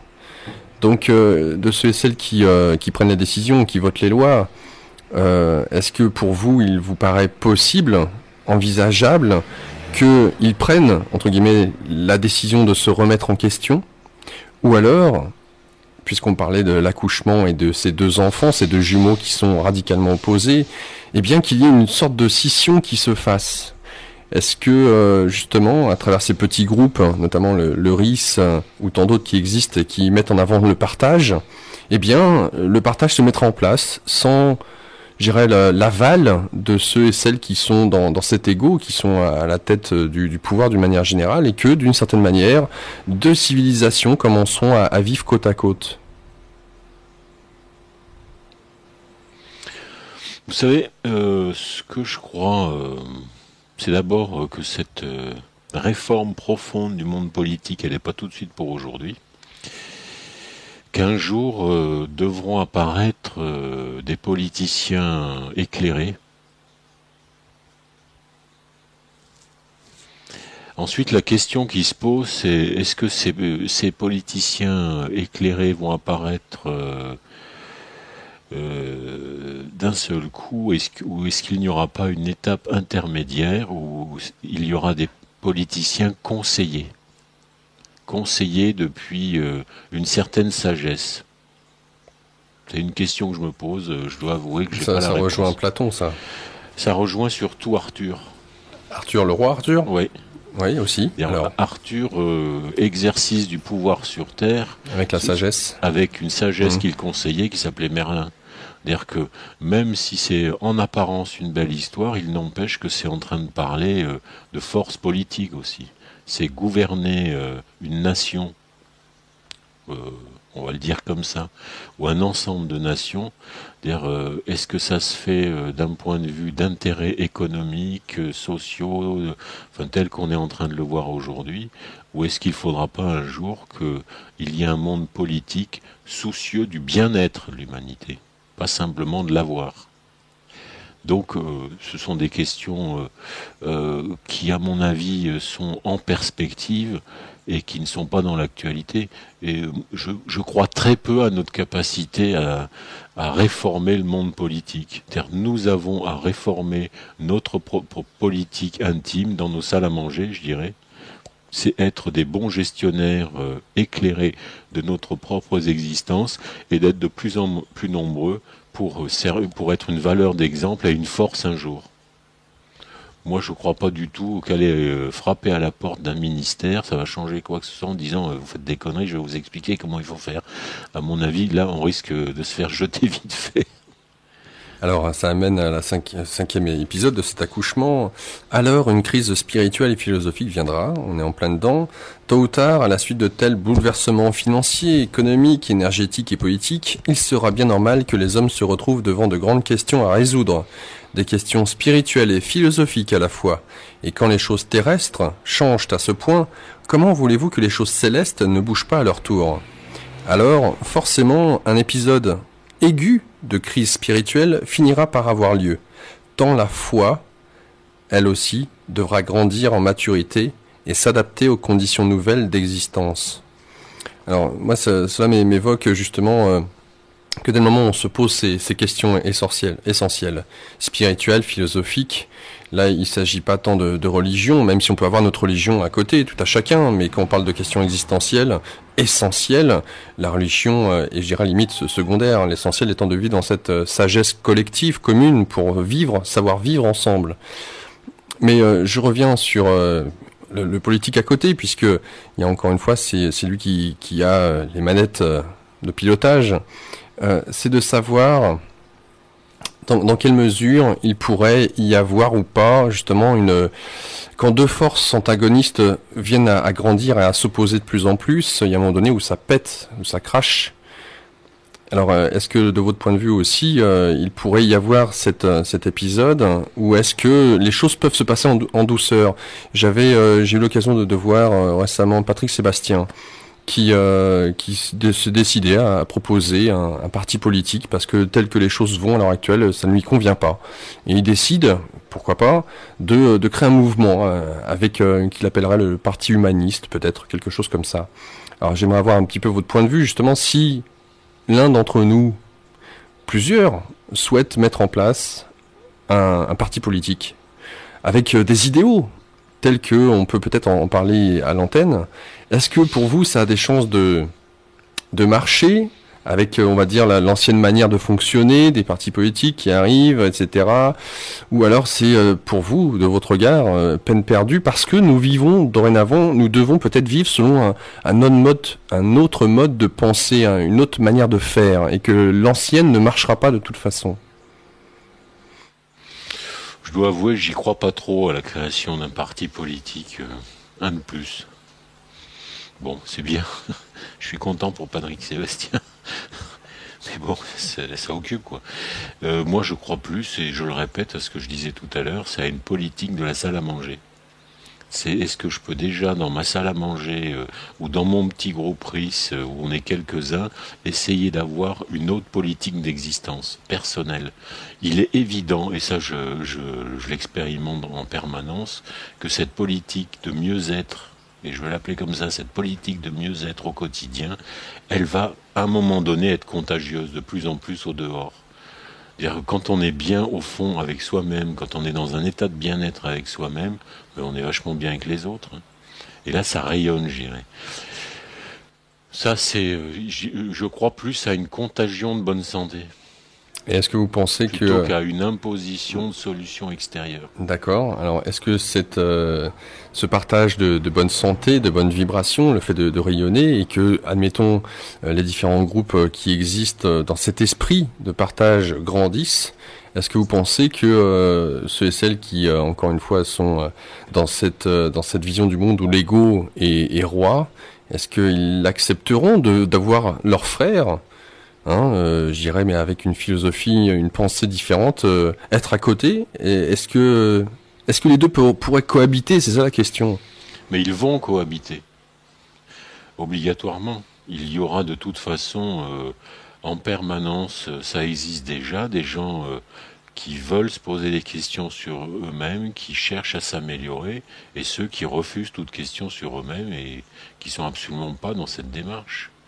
C'est-à-dire que la seule chose qu'on peut faire du point de vue de ceux qui sont dans cette démarche, parce que ça appartient à notre responsabilité, c'est avoir une vraie tolérance pour ceux qui refusent cette recherche. Ça ne veut pas dire tout accepter. D'accord. Donc, mais ces forces, elles sont déjà en place aujourd'hui. Si vous regardez ce qui se passe dans le durcissement, parce qu'il y a un vrai durcissement de la lutte contre la foi, je dirais, parce que c'est pas simplement contre la spiritualité, ça touche aussi la religion, à travers ce qui se fait, la Mivilude, la Défi, etc. C'est un mouvement politique qui existe et qui est fait de gens qui essayent d'avoir une mainmise sur la vie spirituelle en n'y connaissant strictement rien. Et il me paraît évident qu'un jour il faudra que les forces spirituelles existantes, en particulier dans notre pays, puissent dire mais nous revendiquons le droit à notre existence, nous ne faisons rien de mal, au contraire nous essayons de faire du bien. Ensuite, qu'il y ait des égarements. Je crois que ces égarements, ils sont simplement là pour nous exercer un certain discernement. Il ne faut pas tout mélanger. Mais sous prétexte de certains égarements et abus de type sectarisme, on n'a pas à jeter tout en disant tout est sec, quoi. Il y a un truc qui devient fou. Alors, ok, j'entends bien. Être dans cette conscience du moi ne veut pas dire être passif et tout accepter, se laisser faire. Et puisqu'on parle des libertés individuelles d'une manière générale qui en viennent à être supprimées, ou notamment ce désir de pouvoir apprendre qui nous sommes, eh bien, on viendrait à être contrôlé, arrêté, stoppé, eh bien, peut-être de passer à une action. Mais alors quel type d'action? Est-ce que pour vous justement d'être dans cette conscience du moi, jusqu'où peut-on aller? Est-ce que ça signifie à l'image peut-être alors soit de Gandhi, d'être dans cette démarche de non-violence, ou alors peut-être, je ne sais pas, d'être dans une démarche avec alors des démonstrations, des coups de force, pourrait-on dire? Je les appellerais comme ça, mais je ne sais pas comment est-ce que on pourrait les nommer. Non, je crois pas. Je crois absolument pas à une démarche qui se revendrait créer d'une spiritualité militaire, je dirais. Ça existe, mais ce sont des très mauvais exemples. C'est pas des exemples à suivre. Je crois que Gandhi, par contre, est certainement un exemple assez remarquable. Je crois plus à une spiritualité militante. Militante, ça veut dire une chose, c'est je peux revendiquer le droit à une vie spirituelle, mais j'ai d'abord à le revendiquer intérieurement, c'est-à-dire dans ma propre existence. J'ai à être un exemple vivant de cette vie spirituelle et de ce qu'elle produit. Et ça rejoint ce qu'on disait tout à l'heure. Est-ce que je vais me contenter avoir un discours spirituel, mais avec les yeux fermés et les sourcils froncés et un regard mauvais sur le monde? Ça, c'est, je dirais, le côté militaire de la chose. Et le côté militant, c'est puisque je prétends qu'il peut exister une autre humanité avec les yeux ouverts, les mains ouvertes et les yeux gentils, eh ben, j'ai intérêt à l'incarner. Je crois à cette force, moi, à cette force, ce que j'appelais de la contagion. Et puis de toute façon, quelles que soient les situations extérieures, et c'est une discussion qu'on a eue il n'y a pas longtemps avec Bernard Monteau, justement, lié à ce durcissement politique vis-à-vis de la vie spirituelle. Il me disait, mais de toute façon, il y a une chose qu'ils ne pourront jamais nous enlever, c'est notre propre pratique intérieure, où on essaye en permanence d'être plus juste, plus aimant et de servir mieux. D'accord, donc là il s'agit de l'effet de groupe. Finalement, quand être militant, c'est s'appuyer sur le fait qu'il y a une force à travers un groupe qui sont réunis et qui sont amenés à défendre, façon de parler, le terme n'est peut-être pas bien choisi, mais en tout cas à manifester le fait qu'ils ne soient pas d'accord avec telle ou telle chose. Je crois pas que ce soit un effet de groupe. Je crois que c'est d'abord ce que je disais tout à l'heure, c'est vivre ça dans ma salle à manger, dans ma maison, avec ma femme, avec mes enfants, avec les gens que je côtoie, etc. Essayer d'être de plus en plus cet homme aux mains ouvertes et aux yeux gentils. Ça va avoir un certain impact, mais c'est surtout sur moi que ça va avoir un impact. Et ensuite, plus on sera nombreux, plus ça aura un impact large. Voici ce que nous dit Bernard Monteau. Alors je vous en prie, cherchez les bonnes raisons de cette crise, quoi qu'il arrive. Je vous en prie, cherchez le moyen de retrouver un certain sourire qui vous redonnera à coup sûr la confiance perdue. Je vous en prie, cherchez en vous cet optimiste inébranlable qui sait déjà tout ce qu'il va y gagner dans les temps à venir. Le voilà, le premier dépassement spirituel qui est attendu en chacun de nous. Car alors, non seulement nous serons meilleurs, mais en plus, nous aurons de fortes chances de diminuer la gravité des épisodes suivants. Alors justement, à travers cette foi renouvelée, cette confiance, ce rayonnement dont vous parlez, Jean-Patrick Chauvin, est-ce que il y a c'est comme si le fait d'être dans cette conscience du moi, dans le fait de se poser ces questions d'ordre essentiel et de les mettre en application à travers des actes concrets dans notre vie de tous les jours, c'est d'une certaine manière diminuer le choc potentiel des événements qui ne seront plus là pour nous permettre de prendre conscience, puisque nous en aurons pris conscience déjà auparavant. Je crois pas qu'il y ait une attitude finaliste. C'est-à-dire, on fait pas ça pour diminuer le choc potentiel de plus tard. Je crois que on mène cette démarche que pour une seule raison fondamentale, c'est la quête d'un certain état de conscience et d'un certain bien-être. Et en particulier de ce que dit Bernard Monteau dans ce livre, c'est cet optimisme fondamental. Et en fait, cet optimisme fondamental, où est-ce qu'on va le construire? Dans nos pratiques quotidiennes, sur nos petites douleurs d'existence. Et à force de mener cette pratique, d'abord un certain sourire va naître sur nous-mêmes. C'est-à-dire que, d'abord, avant certain sourire, je dirais que c'est un état de présence à soi. C'est-à-dire quoi qu'on fasse, c'est comme s'il y avait en permanence perché sur notre épaule un petit bonhomme qui observe, qui dit « Ah ouais, t'as vu comment t'es? Ah ouais, t'as vu comment t'es ?» Mais avec une gentillesse phénoménale, quoi, avec un amour de soi.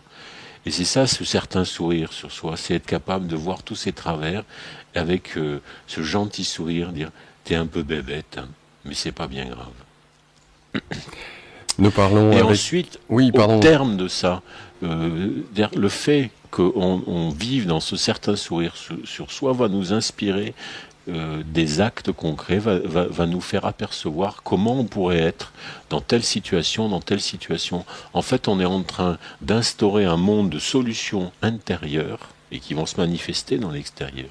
Un monde de solutions intérieures qui vont nous construire dans cet optimisme. Et c'est quelle que soit la situation douloureuse de départ, on sait au fond de nous que de toute façon il y a une solution au bout. Nous parlons du livre de Bernard Monteau avec Jean-Patrick Chauvin, Béni soit la crise de l'Occident, une analyse spirituelle de la crise aux éditions Editas, EDIT''AS. Et j'ouvre le standard. Vous souhaitez venir poser des questions à Jean-Patrick Chauvin, vous êtes les bienvenus. Et j'ai trouvé, Jean-Patrick, le site internet du RIS. Il s'agit de www.le- la touche 6 de votre clavier, ris.org, donc réseau d'initiatives solidaires. Et nous avons un intervenant, Manu, avec nous. Manu, bonjour. Bonjour. Bonjour Manu, on t'écoute. Bonjour. Oui, voilà, alors j'ai écouté un petit peu, c'est magnifique. Hein. Vraiment, si ce qui a été dit pouvait être possible, en tout cas je ne l'espère pas, mais si ça pouvait être possible, ce serait super. Moi, je travaille dans un domaine d'activité qui est la finance. Hein, donc voilà, c'est pas trop le domaine dans lequel on peut retrouver un maximum de gens comme vous venez d'écrire. C'est vrai, moi je me reconnais un petit peu dans ce que vous avez dit, vous savez, avoir cette envie de vivre et puis cette gentillesse et la communiquer aux autres. Alors c'est vrai que ça marche Mais on sent, enfin moi en tout cas je sens qu'aujourd'hui on est, enfin les gens qui sont plutôt comme ça, qui essaient de prendre des choses avec optimisme et puis le sourire assez régulier, et puis voilà, transmettre en tout cas une bonne comment dit-on, disons une bonne aura à nos voisins. C'est très rare quoi. C'est rare de voir des gens qui fonctionnent comme ça. Et puis c'est vrai que quand on est trop gentil dans la société actuelle aujourd'hui, il y a un dicton qui dit si vous êtes trop gentil, vous vous faites bouffer. Dans un monde de requins, c'est vrai. Moi, j'ai l'expérience de ça, c'est-à-dire que les gens qui travaillent avec moi, j'ai l'impression qu'ils sont un peu aigris, un peu même pas ceux qui travaillent avec moi, un peu tout le monde. Tout le monde est un peu aigri, le sourire manque un petit peu. Et puis j'essaye, moi de mon côté, d'essayer de transmettre cette joie de vivre et puis ce sentiment de bien-être. Mais j'arrive pas quoi. Enfin, en tout cas, ce que j'ai transmis, bon, sur le coup, c'est vrai que dans les 15 premières secondes, quand vous avez affaire à quelqu'un d'aigri et que vous lui transmettez cette bonne attitude, il y a un effet, mais il est vraiment à court terme. Et on est quand même, faut dire ce qui est, la minorité de gens qui sont aigris et qui sont, parce que c'est une minorité quand même, hein, les gens qui fonctionnent comme ça, ils ont plus de facilité à nous transmettre leur mauvaise aura que nous leur transmettre une bonne aura. Alors je sais pas si c'est un problème de charisme ou quoi que ce soit, mais j'aimerais bien être éclairé là-dessus, savoir à part ces solutions qui sont le sourire, le bien-être, etc., et de la transmission, qu'est-ce qu'on pourrait essayer de trouver d'autre pour pouvoir justement répandre cette attitude. Mais aujourd'hui, moi, dans le milieu de la finance, je sais que bon, c'est en vain que j'essaie de transmettre cette nouvelle image, quoi. Mais bon, donc voilà, qu'est-ce que je peux faire d'autre, quoi? C'est très simple, ne cherchez pas à changer les gens qui vous entourent, cherchez à vous transformer vous-même et ça changera tout.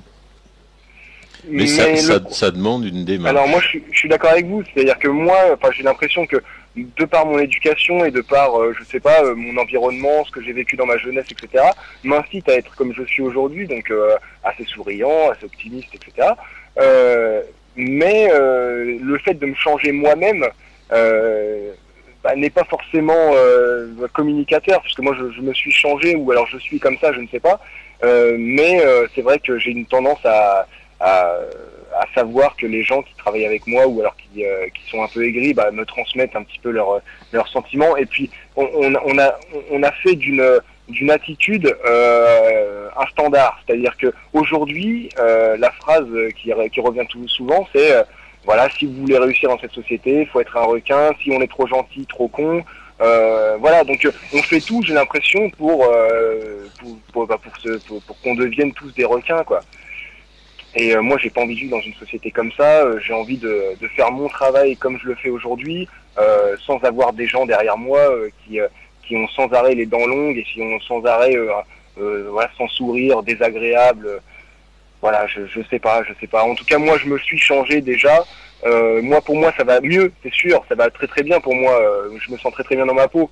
Mais le fait de me réveiller tous les matins en sachant que je vais retrouver des têtes de cons comme ça, excusez-moi du terme, ça me fait un peu chier aussi. Et du coup, moi, je me retrouve aussi dans une situation un peu aigrie aussi.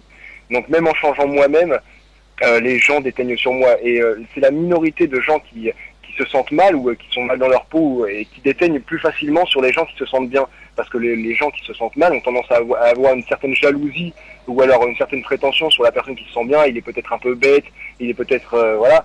Et tandis que eux, par contre, quand ils sont, quand eux ils peuvent vous critiquer, oui, alors les critiques sont justifiées. Oui, t'es trop gentil, tu ne vas pas vendre assez comme ça. Si t'es trop gentil avec les gens vont te prendre pour un con. Enfin voilà. Donc il y a une tendance générale dans la société d'aujourd'hui qui sont menées d'ailleurs par les élites, hein, parce que c'est des phrases qui reviennent couramment. Donc je suppose que ce sont pas des gens lambda qui ont sorti ces proverbes, hein, trop gentil, trop con, etc. Et voilà, moi je me retrouve un peu dans cette situation où je me reconnais vraiment pas dans une société telle que celle-ci, quoi. Allô ? Oui. Ah d'accord, vous m'entendez, c'est pas alors, je vous entends. Alors Jean-Patrick, comment peut-on, entre guillemets, rester justement dans cette bienveillance vis-à-vis de soi-même et vis-à-vis des autres quand on est entouré que de gens qui, quelque part, sont limite oppressants dans cette démarche de centrer sur l'ego ? Non, je crois que tant qu'on accuse le monde extérieur de nos maux, on fait fausse route.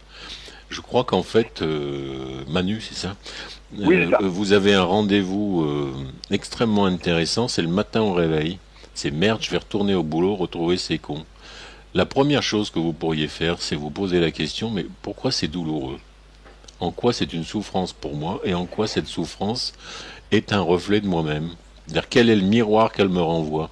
Et là, vous aurez un pouvoir de transformation. En fait, vous avez employé un terme, j'ai essayé de me changer. Or ça marche jamais, on ne peut pas se changer. C'est-à-dire, on est définitivement programmé d'une certaine façon depuis notre naissance pour avoir un type de personnalité, et ça, vous pouvez rien faire. Vous pouvez soit le subir inconsciemment et faire la gueule, soit vivre bien avec, et c'est ça, ce regard gentil, c'est pas être gentil et con, il s'agit pas de ça, c'est un état de mansuétude sur soi, un certain sourire sur soi, un état amoureux de soi à soi, et ensuite ça transpire. Et je crois qu'en fait, la première étape de toute démarche, c'est pas chercher à changer les autres, ça c'est Don Quichotte et les moulins à vent, hein. Oui, oui. C'est pas la peine d'essayer. J'ai essayé au début, ça marche pas.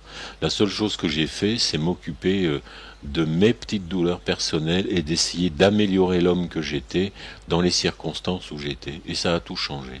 Je vais vous donner un exemple, tiens. Je vais vous donner un exemple, parce que ça s'est passé il n'y a pas longtemps, et ça m'a surpris. J'ai dit, mon Dieu, comme la vie est simple finalement. Je prenais l'aéroport à Orly, je prenais l'avion à Orly pour aller à Strasbourg. Et puis, avant de monter dans l'avion, je dis, je vais aller aux toilettes.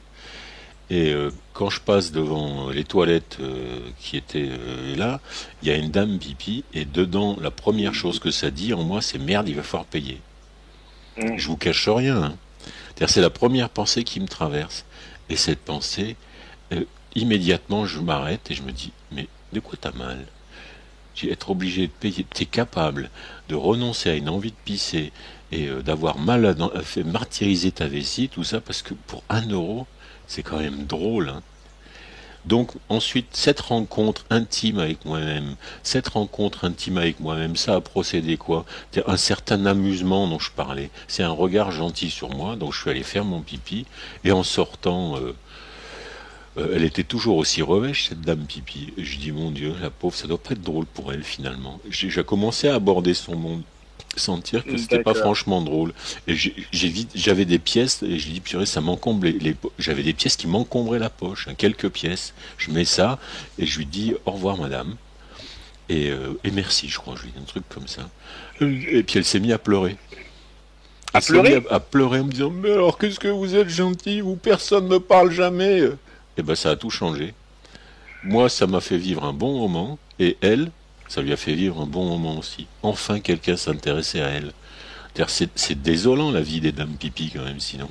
Ouais, c'est vrai. Mais au-delà de ce que pensait la dame, ce que je veux dire, c'est que, voilà, imaginons qu'on suit votre raisonnement et que, d'accord, on accepte des choses qui nous embêteraient d'habitude. À quel moment on peut mettre la barre du stop, ça suffit, quoi. Par exemple, vous parliez de dame pipi qui fait payer 50 centimes pour aller faire pipi, pour un moindre pipi. Si jamais demain EDF nous facture le triple ou le quadruple de ce qu'on facture aujourd'hui, on va se dire, bah voilà, c'est l'électricité. Est-ce que je suis prêt à payer autant pour avoir de l'électricité? Bah oui, de toute façon, j'ai besoin de faire ci. Et donc on rentre peut-être dans une situation de renoncement ou alors où on baisse les bras et on se dit, on subit. Et même si on subit, on est bien quand même. Mais à un moment donné, je pense qu'il faut, dans une personnalité quelconque, avoir un moment où on dit stop. Et on ne peut plus subir justement ces gens-là qui ne sont pas forcément des gens qui sont comme nous, disons, qui ont le sourire, qui essaient de transmettre une certaine qualité de vie, enfin en tout cas un bien-être particulier. À quel moment vous situez justement la barre de stop, ça suffit, je ne peux plus subir ça. J'essaye de faire de mon mieux en étant gentil, en étant voilà, quelqu'un qui transmet un bien-être, et à un moment donné on se retrouve toujours devant une porte, qu'elle soit petite ou grande, selon les proportions, hein, ce qu'on disait, la pièce de 50 centimes ou alors le facture EDF.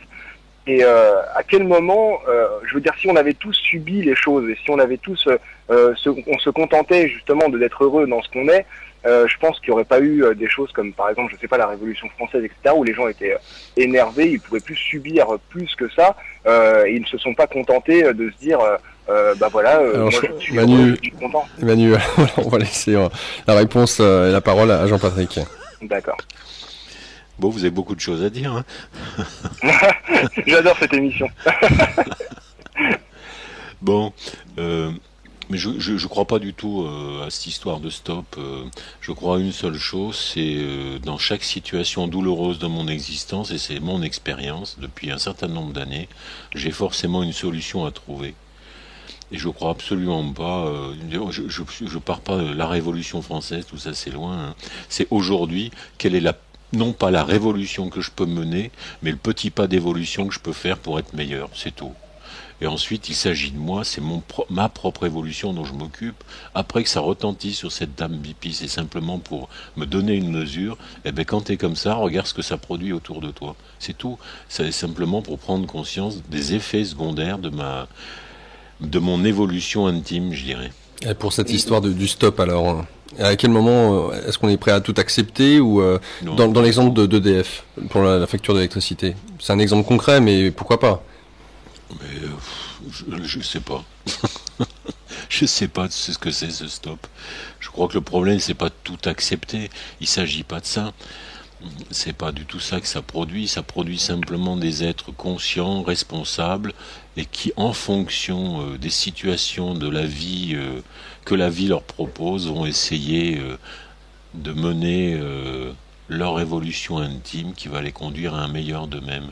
C'est-à-dire, ça n'existe pas, ou alors vous rêvez complètement, un monde où il n'y aurait plus aucune sollicitation douloureuse. De toute façon, si ça existait, on n'aurait plus aucune chance d'évolution. Aujourd'hui, nous vivons dans un monde qui est le monde de l'ego et qui est caractérisé par une imperfection fondamentale. Chaque personnalité a son imperfection unique et qui fait qu'on va être au monde d'une certaine façon. Et des événements du monde extérieur vont venir appuyer sur nos points sensibles. C'est pas le monde qui est mauvais, c'est nos points sensibles qui se réveillent. C'est ça nos douleurs d'existence. Et bien quand ça se réveille, quand on est réveillé comme ça, on a une seule chose à faire, de mon point de vue, hein. Quand on est dans une démarche d'amélioration de soi-même, c'est avoir une pratique intime ou une pratique intérieure qui nous permet de passer de ce pire de nous-mêmes à ce meilleur de nous-mêmes. Et ensuite d'en mesurer les effets, voilà ce que ça produit extérieurement. Donc ce que vous êtes en train de dire, Jean-Patrick Chauvin, c'est que d'une certaine manière, tant que vous n'êtes pas confronté à cette facture d'EDF, par exemple, vous n'avez aucune raison de vous projeter, et que le jour où ça arriverait, admettons que ça arrive, eh bien vous ferez en fonction de ce que vous dicte, je dirais, votre conscience.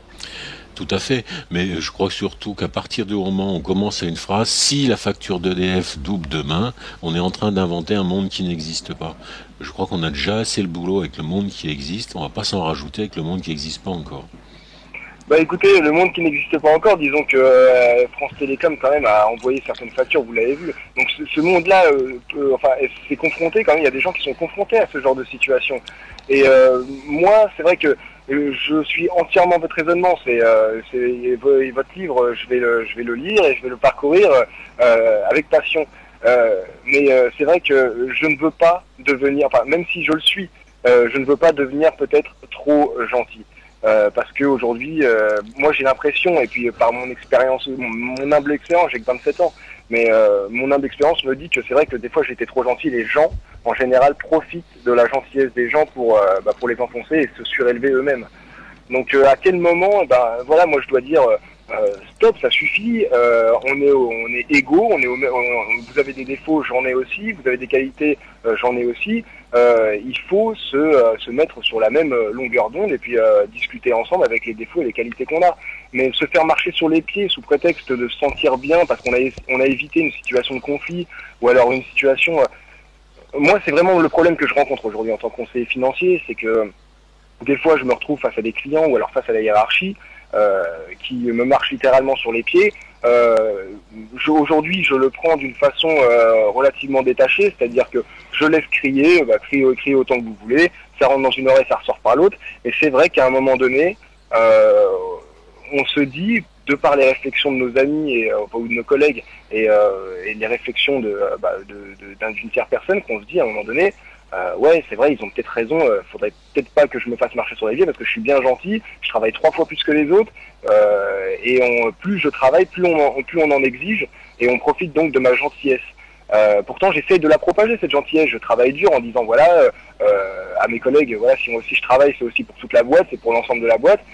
Mais si je suis seul à réagir comme ça, je suis perdu. Si vous permettez, je vais vous interrompre parce que la liste des auditeurs s'allonge derrière. D'accord, je suis désolé, voilà ce que je voulais dire. Par contre, moi, ce que je vous dirais, on ne doit pas avoir tout à fait la même définition de la gentillesse. Quand on parlait des yeux gentils, c'est des yeux gentils sur soi d'abord. C'est une certaine tendresse pour soi. Ça n'a rien à voir avec la gentillesse dont vous parlez. D'accord. Mais là, il faudrait qu'on en parle dans d'autres circonstances. C'est vrai. Merci beaucoup, Manu. Merci à vous, au revoir. Au revoir. Et nous accueillons Claude. Claude, bonjour. Bonjour, j'ai pas le nom de l'intervenant. Alors, l'intervenant, c'est Jean-Patrick Chauvin. D'accord, bonjour et je suis enchanté de vous entendre. Bonjour. Et alors, j'ai pas entendu les 20 premières minutes et j'ai failli même vous louper, donc voilà, je suis bien heureux de vous entendre. Et votre association, en fait, elle est sur Paris ou Oui, il y a des groupes sur Paris. Il y a plusieurs groupes sur Paris, d'accord. Il y a 3 groupes sur Paris, oui. Alors, je regarderai sur votre site internet et puis j'essaierai d'y participer. le-ris.org. Ouais, ça je l'ai noté.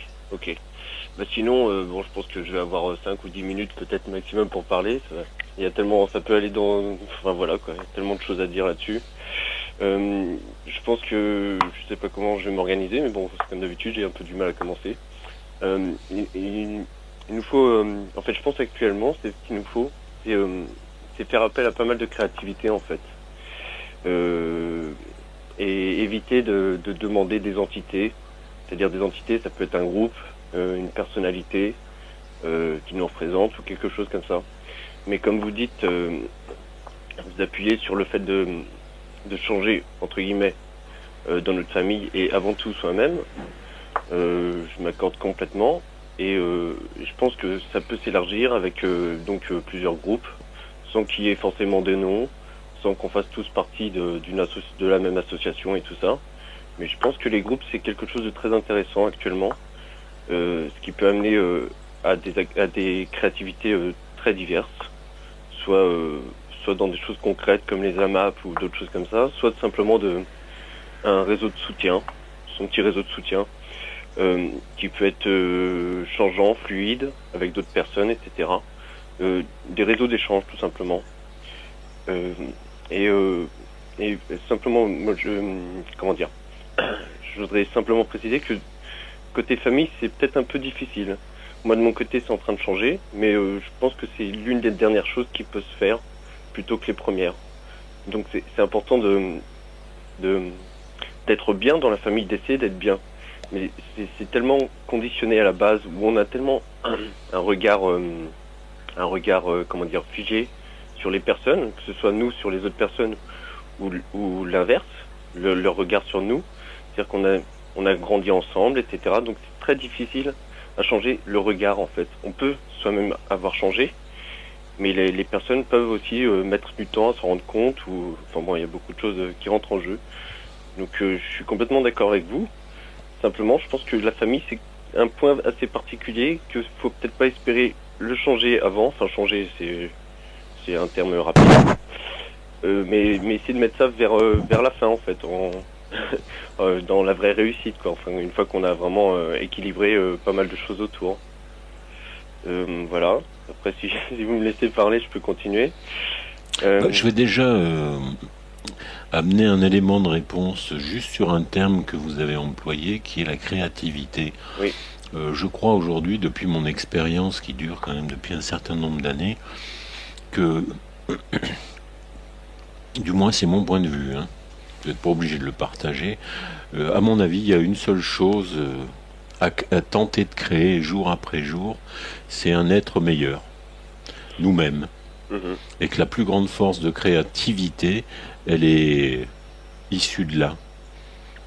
Je crois qu'on ne créera des solutions, ce que j'appelais la tâche tout à l'heure, on ne créera des solutions par rapport aux souffrances du monde moderne que parce qu'on aura créé en nous l'expérience vivante, consciente, d'être nouvel homme dans sa vie personnelle, dans sa vie professionnelle, dans sa vie familiale, dans sa vie sociale. Oui. Ouais. C'est le fond pour moi, c'est le fond de la créativité. D'abord, recréons-nous nous-mêmes avant de vouloir recréer le monde. En soi-même, c'est un terme qui peut être remplacé par d'autres choses. C'est se rejoindre ou se reconnaître ou d'autres choses. Mais c'est vrai qu'il y a, enfin, le nouvel homme, c'est un terme qui me parle aussi, sans que ce soit quelque chose de rigide, enfin de quelque chose à proclamer, enfin je sais pas comment dire, peu importe. Mais c'est vrai que c'est en nous que se fait le vrai travail, quoi. C'est vraiment ça. Complètement. On est en lutte, et de quelle manière est-ce qu'on est en lutte, si on accepte ce terme, si on continue avec ce terme, face au monde, c'est qu'en fait on est en lutte interne avant. Simplement, on se le voile, on se dit être tel ou tel, ou être bon de A à Z au quotidien. Mais est-ce que c'est vraiment ça? Est-ce qu'on fait des actions qui apparemment sont bonnes, mais en fait, est-ce que nos pensées sont aussi claires que ça? Est-ce que on est sur le moment aussi bon que ça, du matin jusqu'au coucher? Mais c'est important de se poser ces questions. Je crois oui. que peut-être il est intéressant, peut-être en fin de journée, de faire une petite toilette personnelle, une toilette intérieure, pas simplement se laver les dents ou plus si affinité. Se faire une petite toilette intérieure et se poser la question, mais qui j'ai été aujourd'hui? Et on va identifier les endroits où on n'est pas très fier de nous, et ensuite peut-être il y aura une seconde question à se poser, mais qu'est-ce que j'aurais pu faire pour être mieux, pour être meilleur, pas mieux, meilleur. Il y a ça. Et très souvent, en fait, il nous vient ce qu'on aurait pu être dans la circonstance. Et c'est une toilette importante qui nous apaise déjà avec nous-mêmes. C'est-à-dire, vous parlez de lutte intérieure. Je crois que le premier combat, entre guillemets, à mener, c'est chercher la paix au-dedans. Tout à fait. Tout à fait. Pour aller dans le sens, enfin, pour essayer pour reprendre l'auditeur d'avant, en fait, on a une difficulté actuellement dans ce monde-là hyper actif. J'ai pris quelques notes avant, j'avais pensé vous avancer ça. C'était qu'en fait, on est entre deux types d'influence. On pourrait avoir un réseau d'aide, enfin, on pourrait, je sais pas, peu importe, c'est moi qui parle un peu comme ça vient. Mais on est aussi sous pression vers l'individualisme, vers, je sais pas, l'urgence du quotidien, l'argent et tout ça. Ça, c'est une vraie pression. Et sans parler de politique, des lois qui s'accumulent, des choses qui sont interdites de plus en plus, etc. Donc on peut être entre deux types d'influence.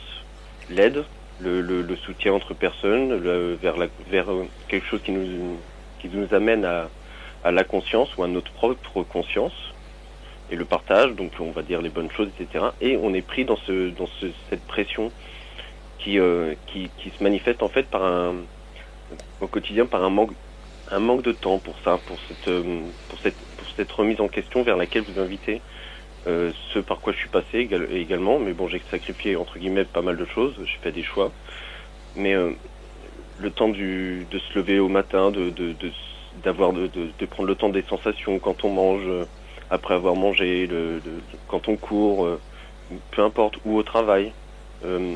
Il faut un certain temps pour ça quand même. Et ça, pour moi, c'est un problème, enfin pour moi, pas pour moi personnellement, mais je veux dire dans ce monde-là. On nous laisse pas le temps pour ça. On veut qu'on consomme. Dès qu'on a un temps, c'est pour aller consommer. Et ça, je pense que c'est vraiment voulu, quoi. Peut-être, mais je crois qu'en fait, si je peux me permettre de vous proposer une réponse, d'abord, c'est intéressant ce que vous dites parce que vous rejoignez ce que dit Bernard Monteau dans son livre sur les deux jumeaux. Il faudra que vous le lisiez, vous verrez, c'est très proche. Et ensuite, il y a une chose, vous dites, on a deux réseaux d'influence, un qui nous tire vers le bas, un qui essaie de nous tirer vers le haut. Eh ben, il y a une solution très concrète à ça, choisissez le vôtre. Oui. Voilà, c'est tout. Ah oui, c'est ça, c'est une réponse pour tout le monde et chacun. Mais ensuite, je crois absolument pas, pour l'avoir expérimenté, je crois qu'à un moment donné, c'est un choix personnel de dire je vais consacrer du temps, de l'énergie à être meilleur.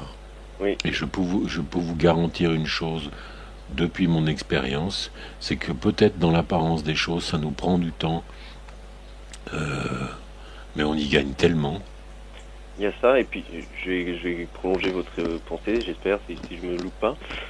C'est qu'en plus, c'est pas que ça devient une habitude, mais après on trouve des moyens de faire ce qui peut nous prendre 2 heures un jour. Un autre moyen, un autre temps avec l'habitude, on peut le faire en 5 minutes. C'est une prise de conscience. C'est vraiment à ça qu'il faut accéder, quoi.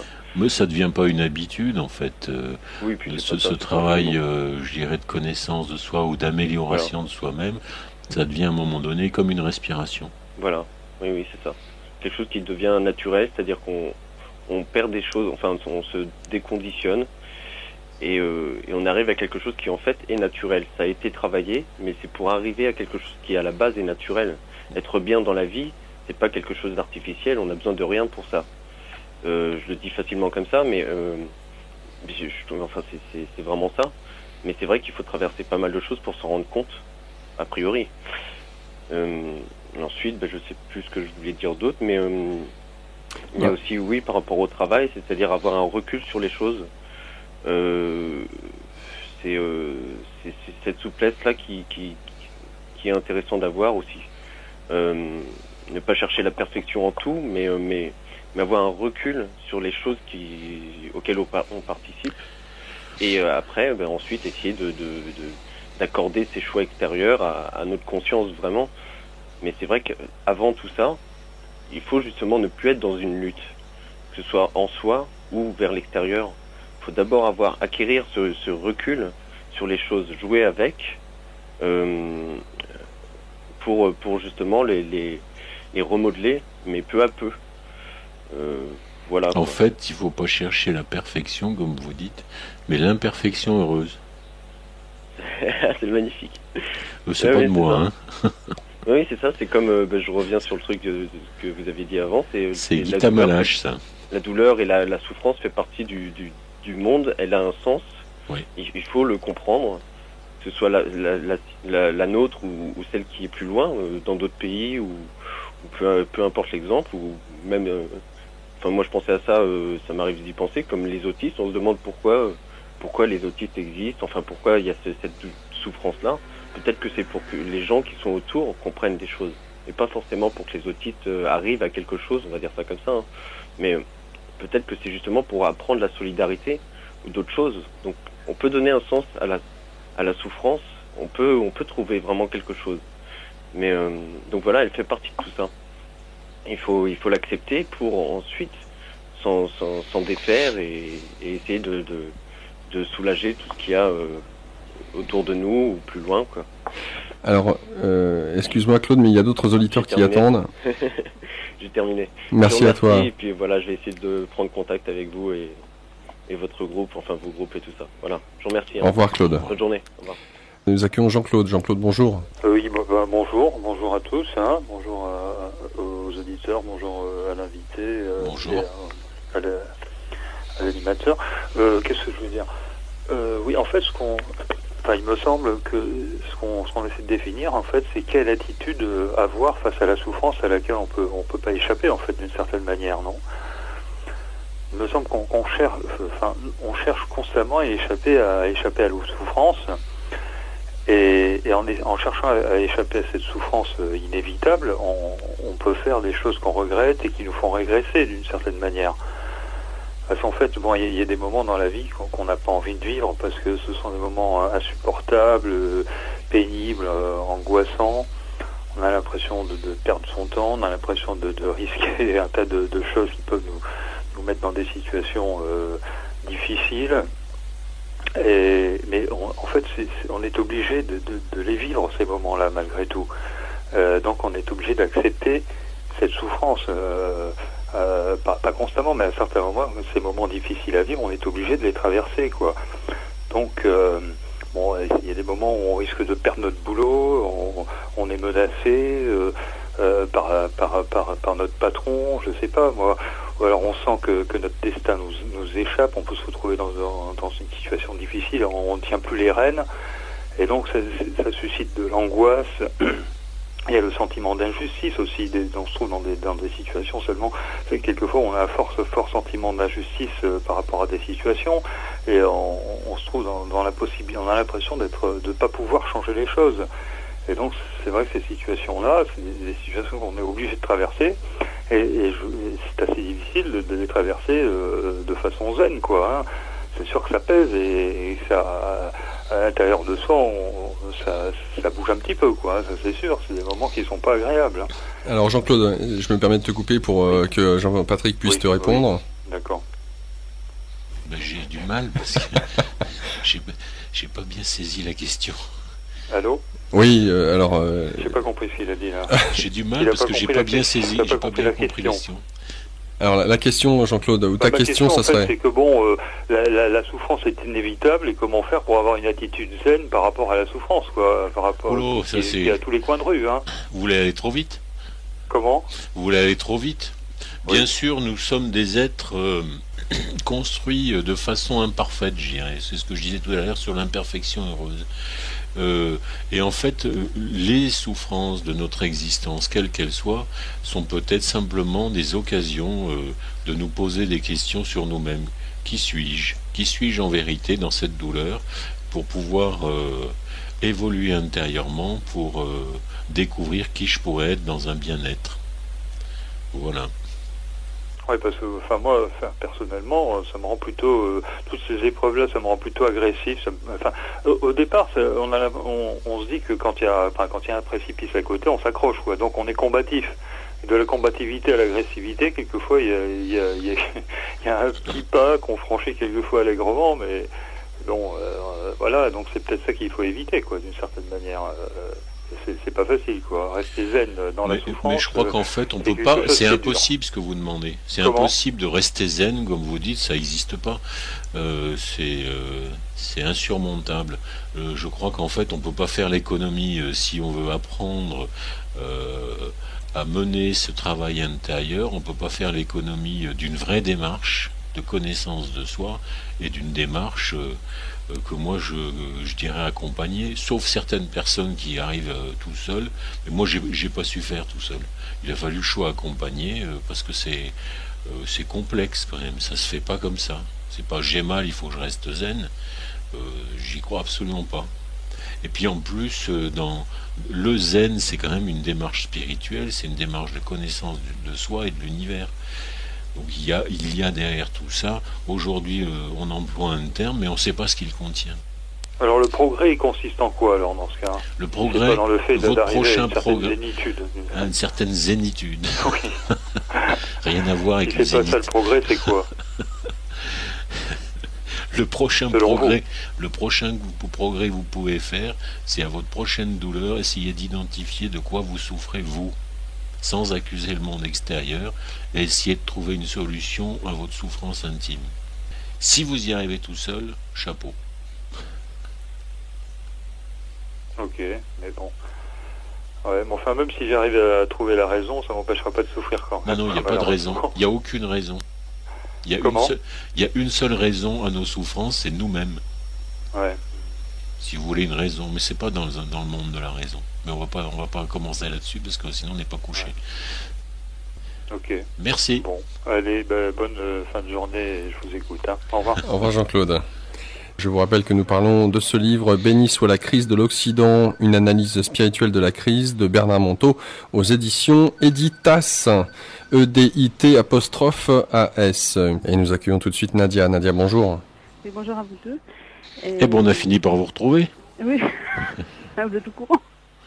Vous apparaissez, vous disparaissez. L'auditeur, l'avant-dernier, parlait... sa façon de dire les choses était, ça me paraît simple parce qu'il parlait d'une façon, on nous fait ça, moi, c'est un personnage, j'ai l'impression que c'est une question de détachement en fait. Malgré qu'il y a des forces qui essayent de soumettre l'autre, de lui dicter une façon de vivre ou une croyance. Mais tout à l'heure, vous parliez de cette lutte en France qui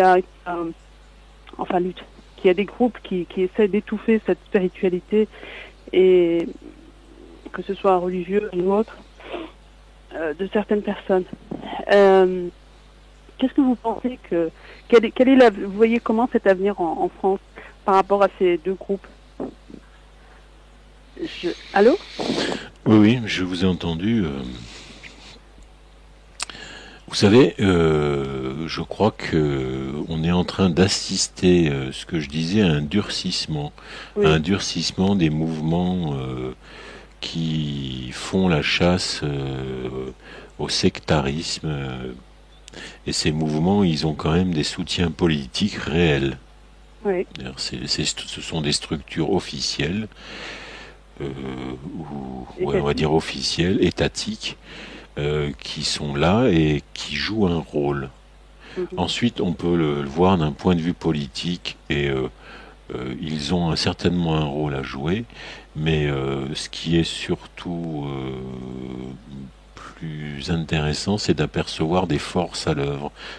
Il y a d'un côté des forces qui essayent de mener une certaine émergence à la conscience, ou de mener une vie spirituelle saine et responsable.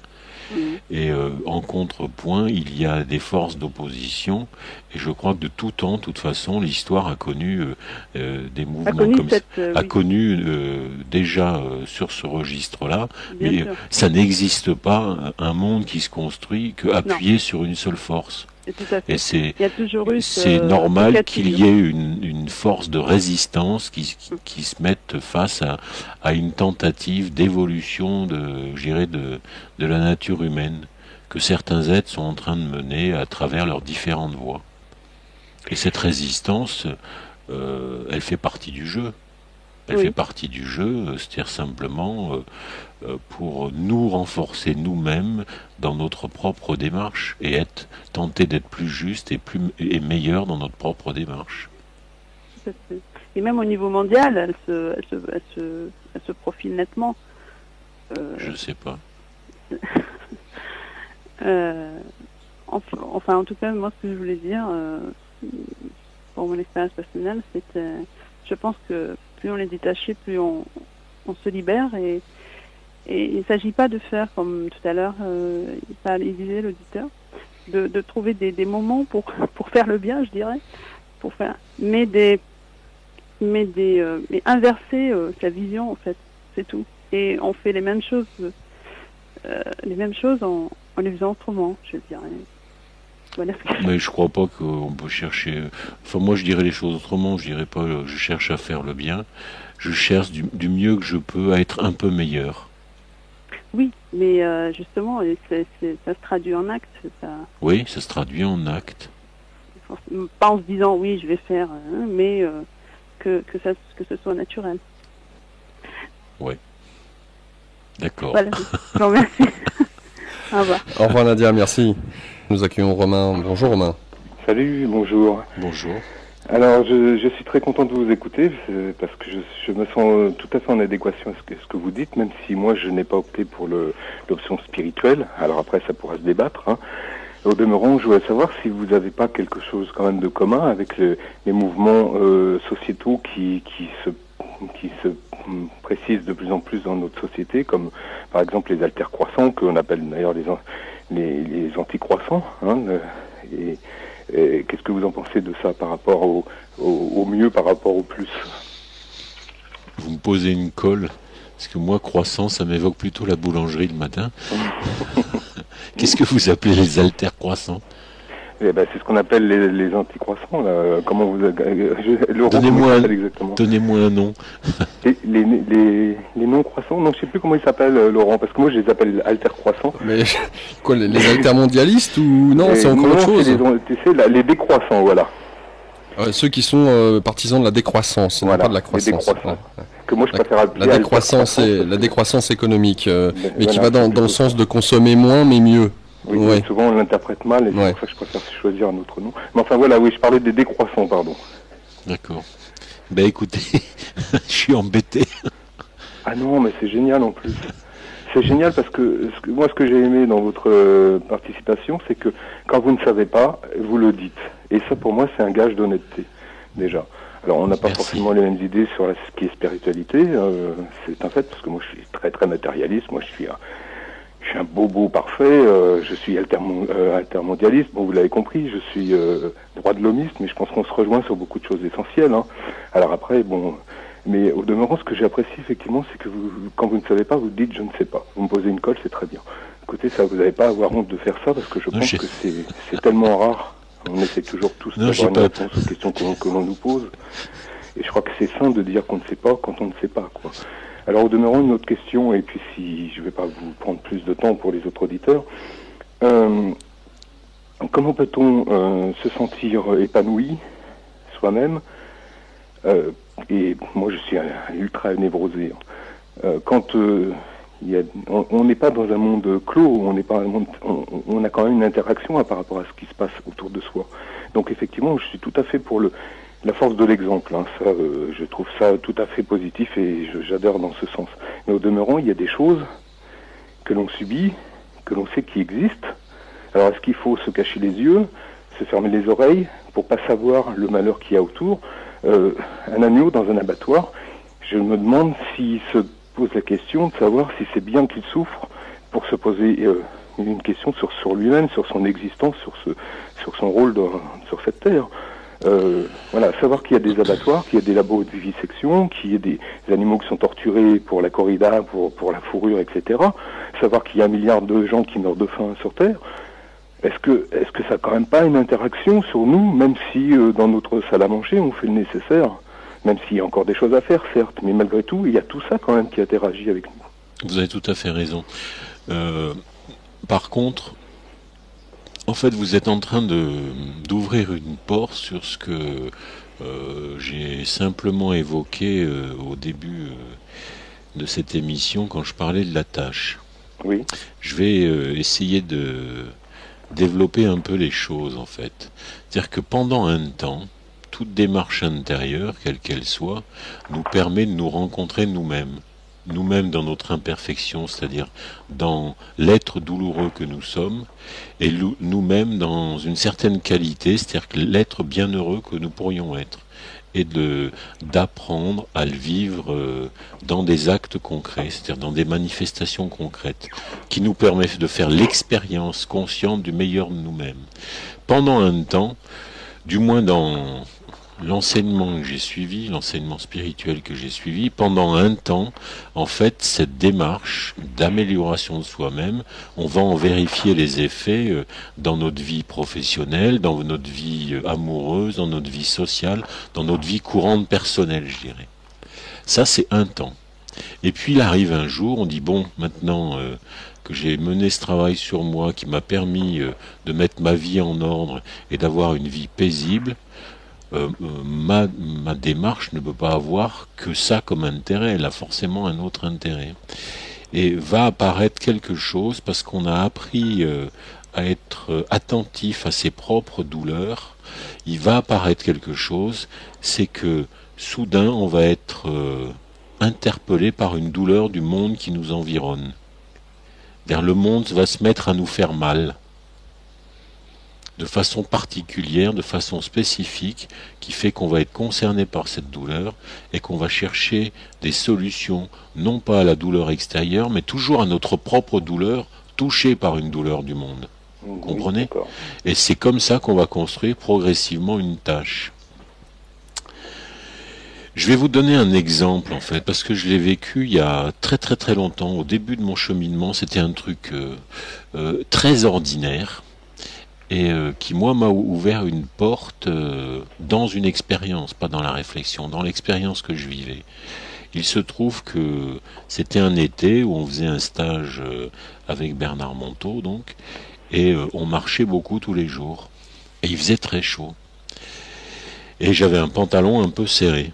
Et il se trouve que je me suis blessé, l'entrecuisse, c'est un truc bête, complètement du fait de la transpiration, de la chaleur. Et je traitais ça plutôt par le mépris.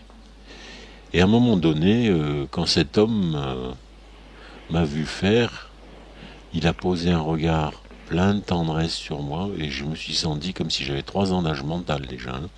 Mais un regard si plein de tendresse, comme un papa plein d'amour pour un petit bonhomme si maladroit avec son propre corps. Et il m'a dit quelques mots, et surtout il m'a dit, voilà comment qu'il faudrait que tu soignes ton corps. Et je m'en suis occupé tous les jours en lavant cette partie et en mettant de la pommade doucement avec le maximum de tendresse que je pouvais mettre dans mes mains. Jusqu'à un jour découvrir à quel point c'était normal que je sois tellement handicapé dans cette relation à mon propre corps par rapport à un passé qui m'habitait. Et il s'est passé une chose, c'est que le lendemain, où dans la foulée de cette expérience intime, personnelle, où j'ai rencontré, je dirais, ma propre misère intime, soudain, je me suis mis à rencontrer la misère du monde qui m'entourait, en particulier de la terre. Et c'était un truc bête, hein, mais bête, 3 fois bête. C'était un lieu magnifique, c'était en Lozère, et il y avait une boîte de conserve rouillée devant moi. Et elle était insupportable, cette boîte. Elle me faisait mal comme c'est pas possible. Et là, je me suis dit, mais c'est quand même fou, parce que j'ai su réveiller cet état d'attention, d'écoute, à mes propres douleurs, parce que j'ai su faire cette traversée. Soudain je suis percuté par à quel point la terre souffre, et c'est pas du tout une réflexion intellectuelle, ça devient viscéral, on le sent en soi.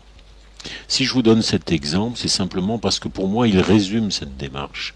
C'est-à-dire qu'à un moment donné, vous allez rencontrer ce que je vais appeler comme ça, votre propre misère intime. Et à force de la côtoyer, d'apprendre à l'aimer, d'apprendre à l'embrasser, et parce que c'est par là qu'il faut passer pour rencontrer le meilleur de soi, un beau jour, vous allez être face à une misère du monde qui vous concerne, et ben vous aurez à vous en occuper. Le problème, je crois que la seule démarche possible, elle est dans ce sens-là. Ça fait déjà au moins 30 ans que j'en ai conscience de cette souffrance par rapport à la misère de l'autre. Et je suis d'accord avec vous, c'est un peu comme un deuil.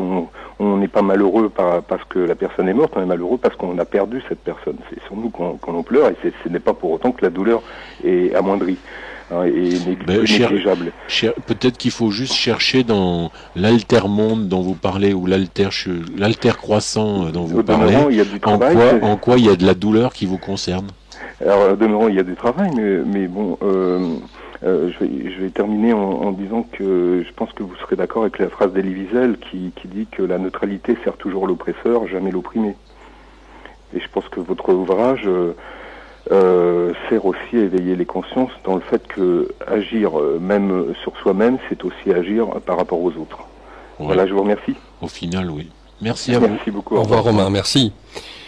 Voilà, nous arrivons à la fin de cette émission. Jean-Patrick Chauvin pour nous parler de ce livre de Bernard Monteau, Béni soit la crise de l'Occident, une analyse spirituelle de la crise, aux éditions Editas, Editas EDIT''AS. On peut le trouver assez facilement, sans problème. À la FNAC, partout, ou sur le site Editas. Ou sur le site Editas. Donc un petit livre didactique de surcroît, qui fait 160 et quelques pages, qui nous met en avant à travers de belles métaphores, et finalement ce que nous traversons, ce à quoi nous sommes confrontés, vis-à-vis déjà de nous-mêmes, et puis des changements qui s'imposent à travers cette naissance ou renaissance qui voilà, le travail a commencé, hein. On peut dire ça comme ça, donc il ne tient qu'à nous maintenant de faire en sorte que cet accouchement se passe au mieux, pour nous déjà, avant tout. Je vous rappelle aussi cette association dont Bernard Monteau ou Jean-Patrick Chauvin viennent de nous parler, à savoir le RIS, le réseau d'initiatives solidaires, voilà. Comment mettre en pratique concrètement avec des actes le partage au quotidien. Pour ce faire, vous allez sur le site www.la touche 6 de votre clavier, ris.org. le-ris.org, réseau d'initiatives solidaires. Et il en existe un peu partout en France, apparemment, quelques groupes à Paris. C'est bien ça, Jean-Patrick ? Oui, tout à fait. Et j'aimerais... Mais les groupes, ils sont sur le site. Hein. Très bien. J'aimerais lire juste ces quelques phrases. Les gens sont déraisonnables, illogiques et égocentriques. Aimez-les tout de même. Si vous faites le bien, les gens vous prêtent des motifs égoïstes ou calculateurs. Faites le bien tout de même.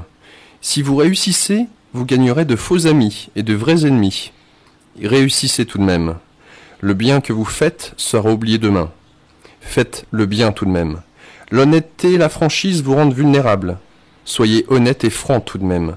Ce que vous avez mis des années à construire peut être détruit du jour au lendemain. Construisez tout de même. Les pauvres ont vraiment besoin de votre secours, mais certains peuvent vous attaquer si vous les aidez. Aidez-les tout de même. Si vous donnez au monde le meilleur de vous-même, vous risquez d'y laisser des plumes. Donnez ce que vous avez de mieux tout de même. Et ces propos sont de Mère Teresa. Je trouve que c'est pour clore cette émission bien de très belles paroles. Jean-Patrick Chauvin, un grand merci. Merci à vous d'être venu présentement pour nous proposer cette vision du monde, de ce nouveau monde. Et donc un grand merci pour ça. Et puis certainement une prochaine fois. Peut-être. Au revoir Jean-Patrick. Au revoir.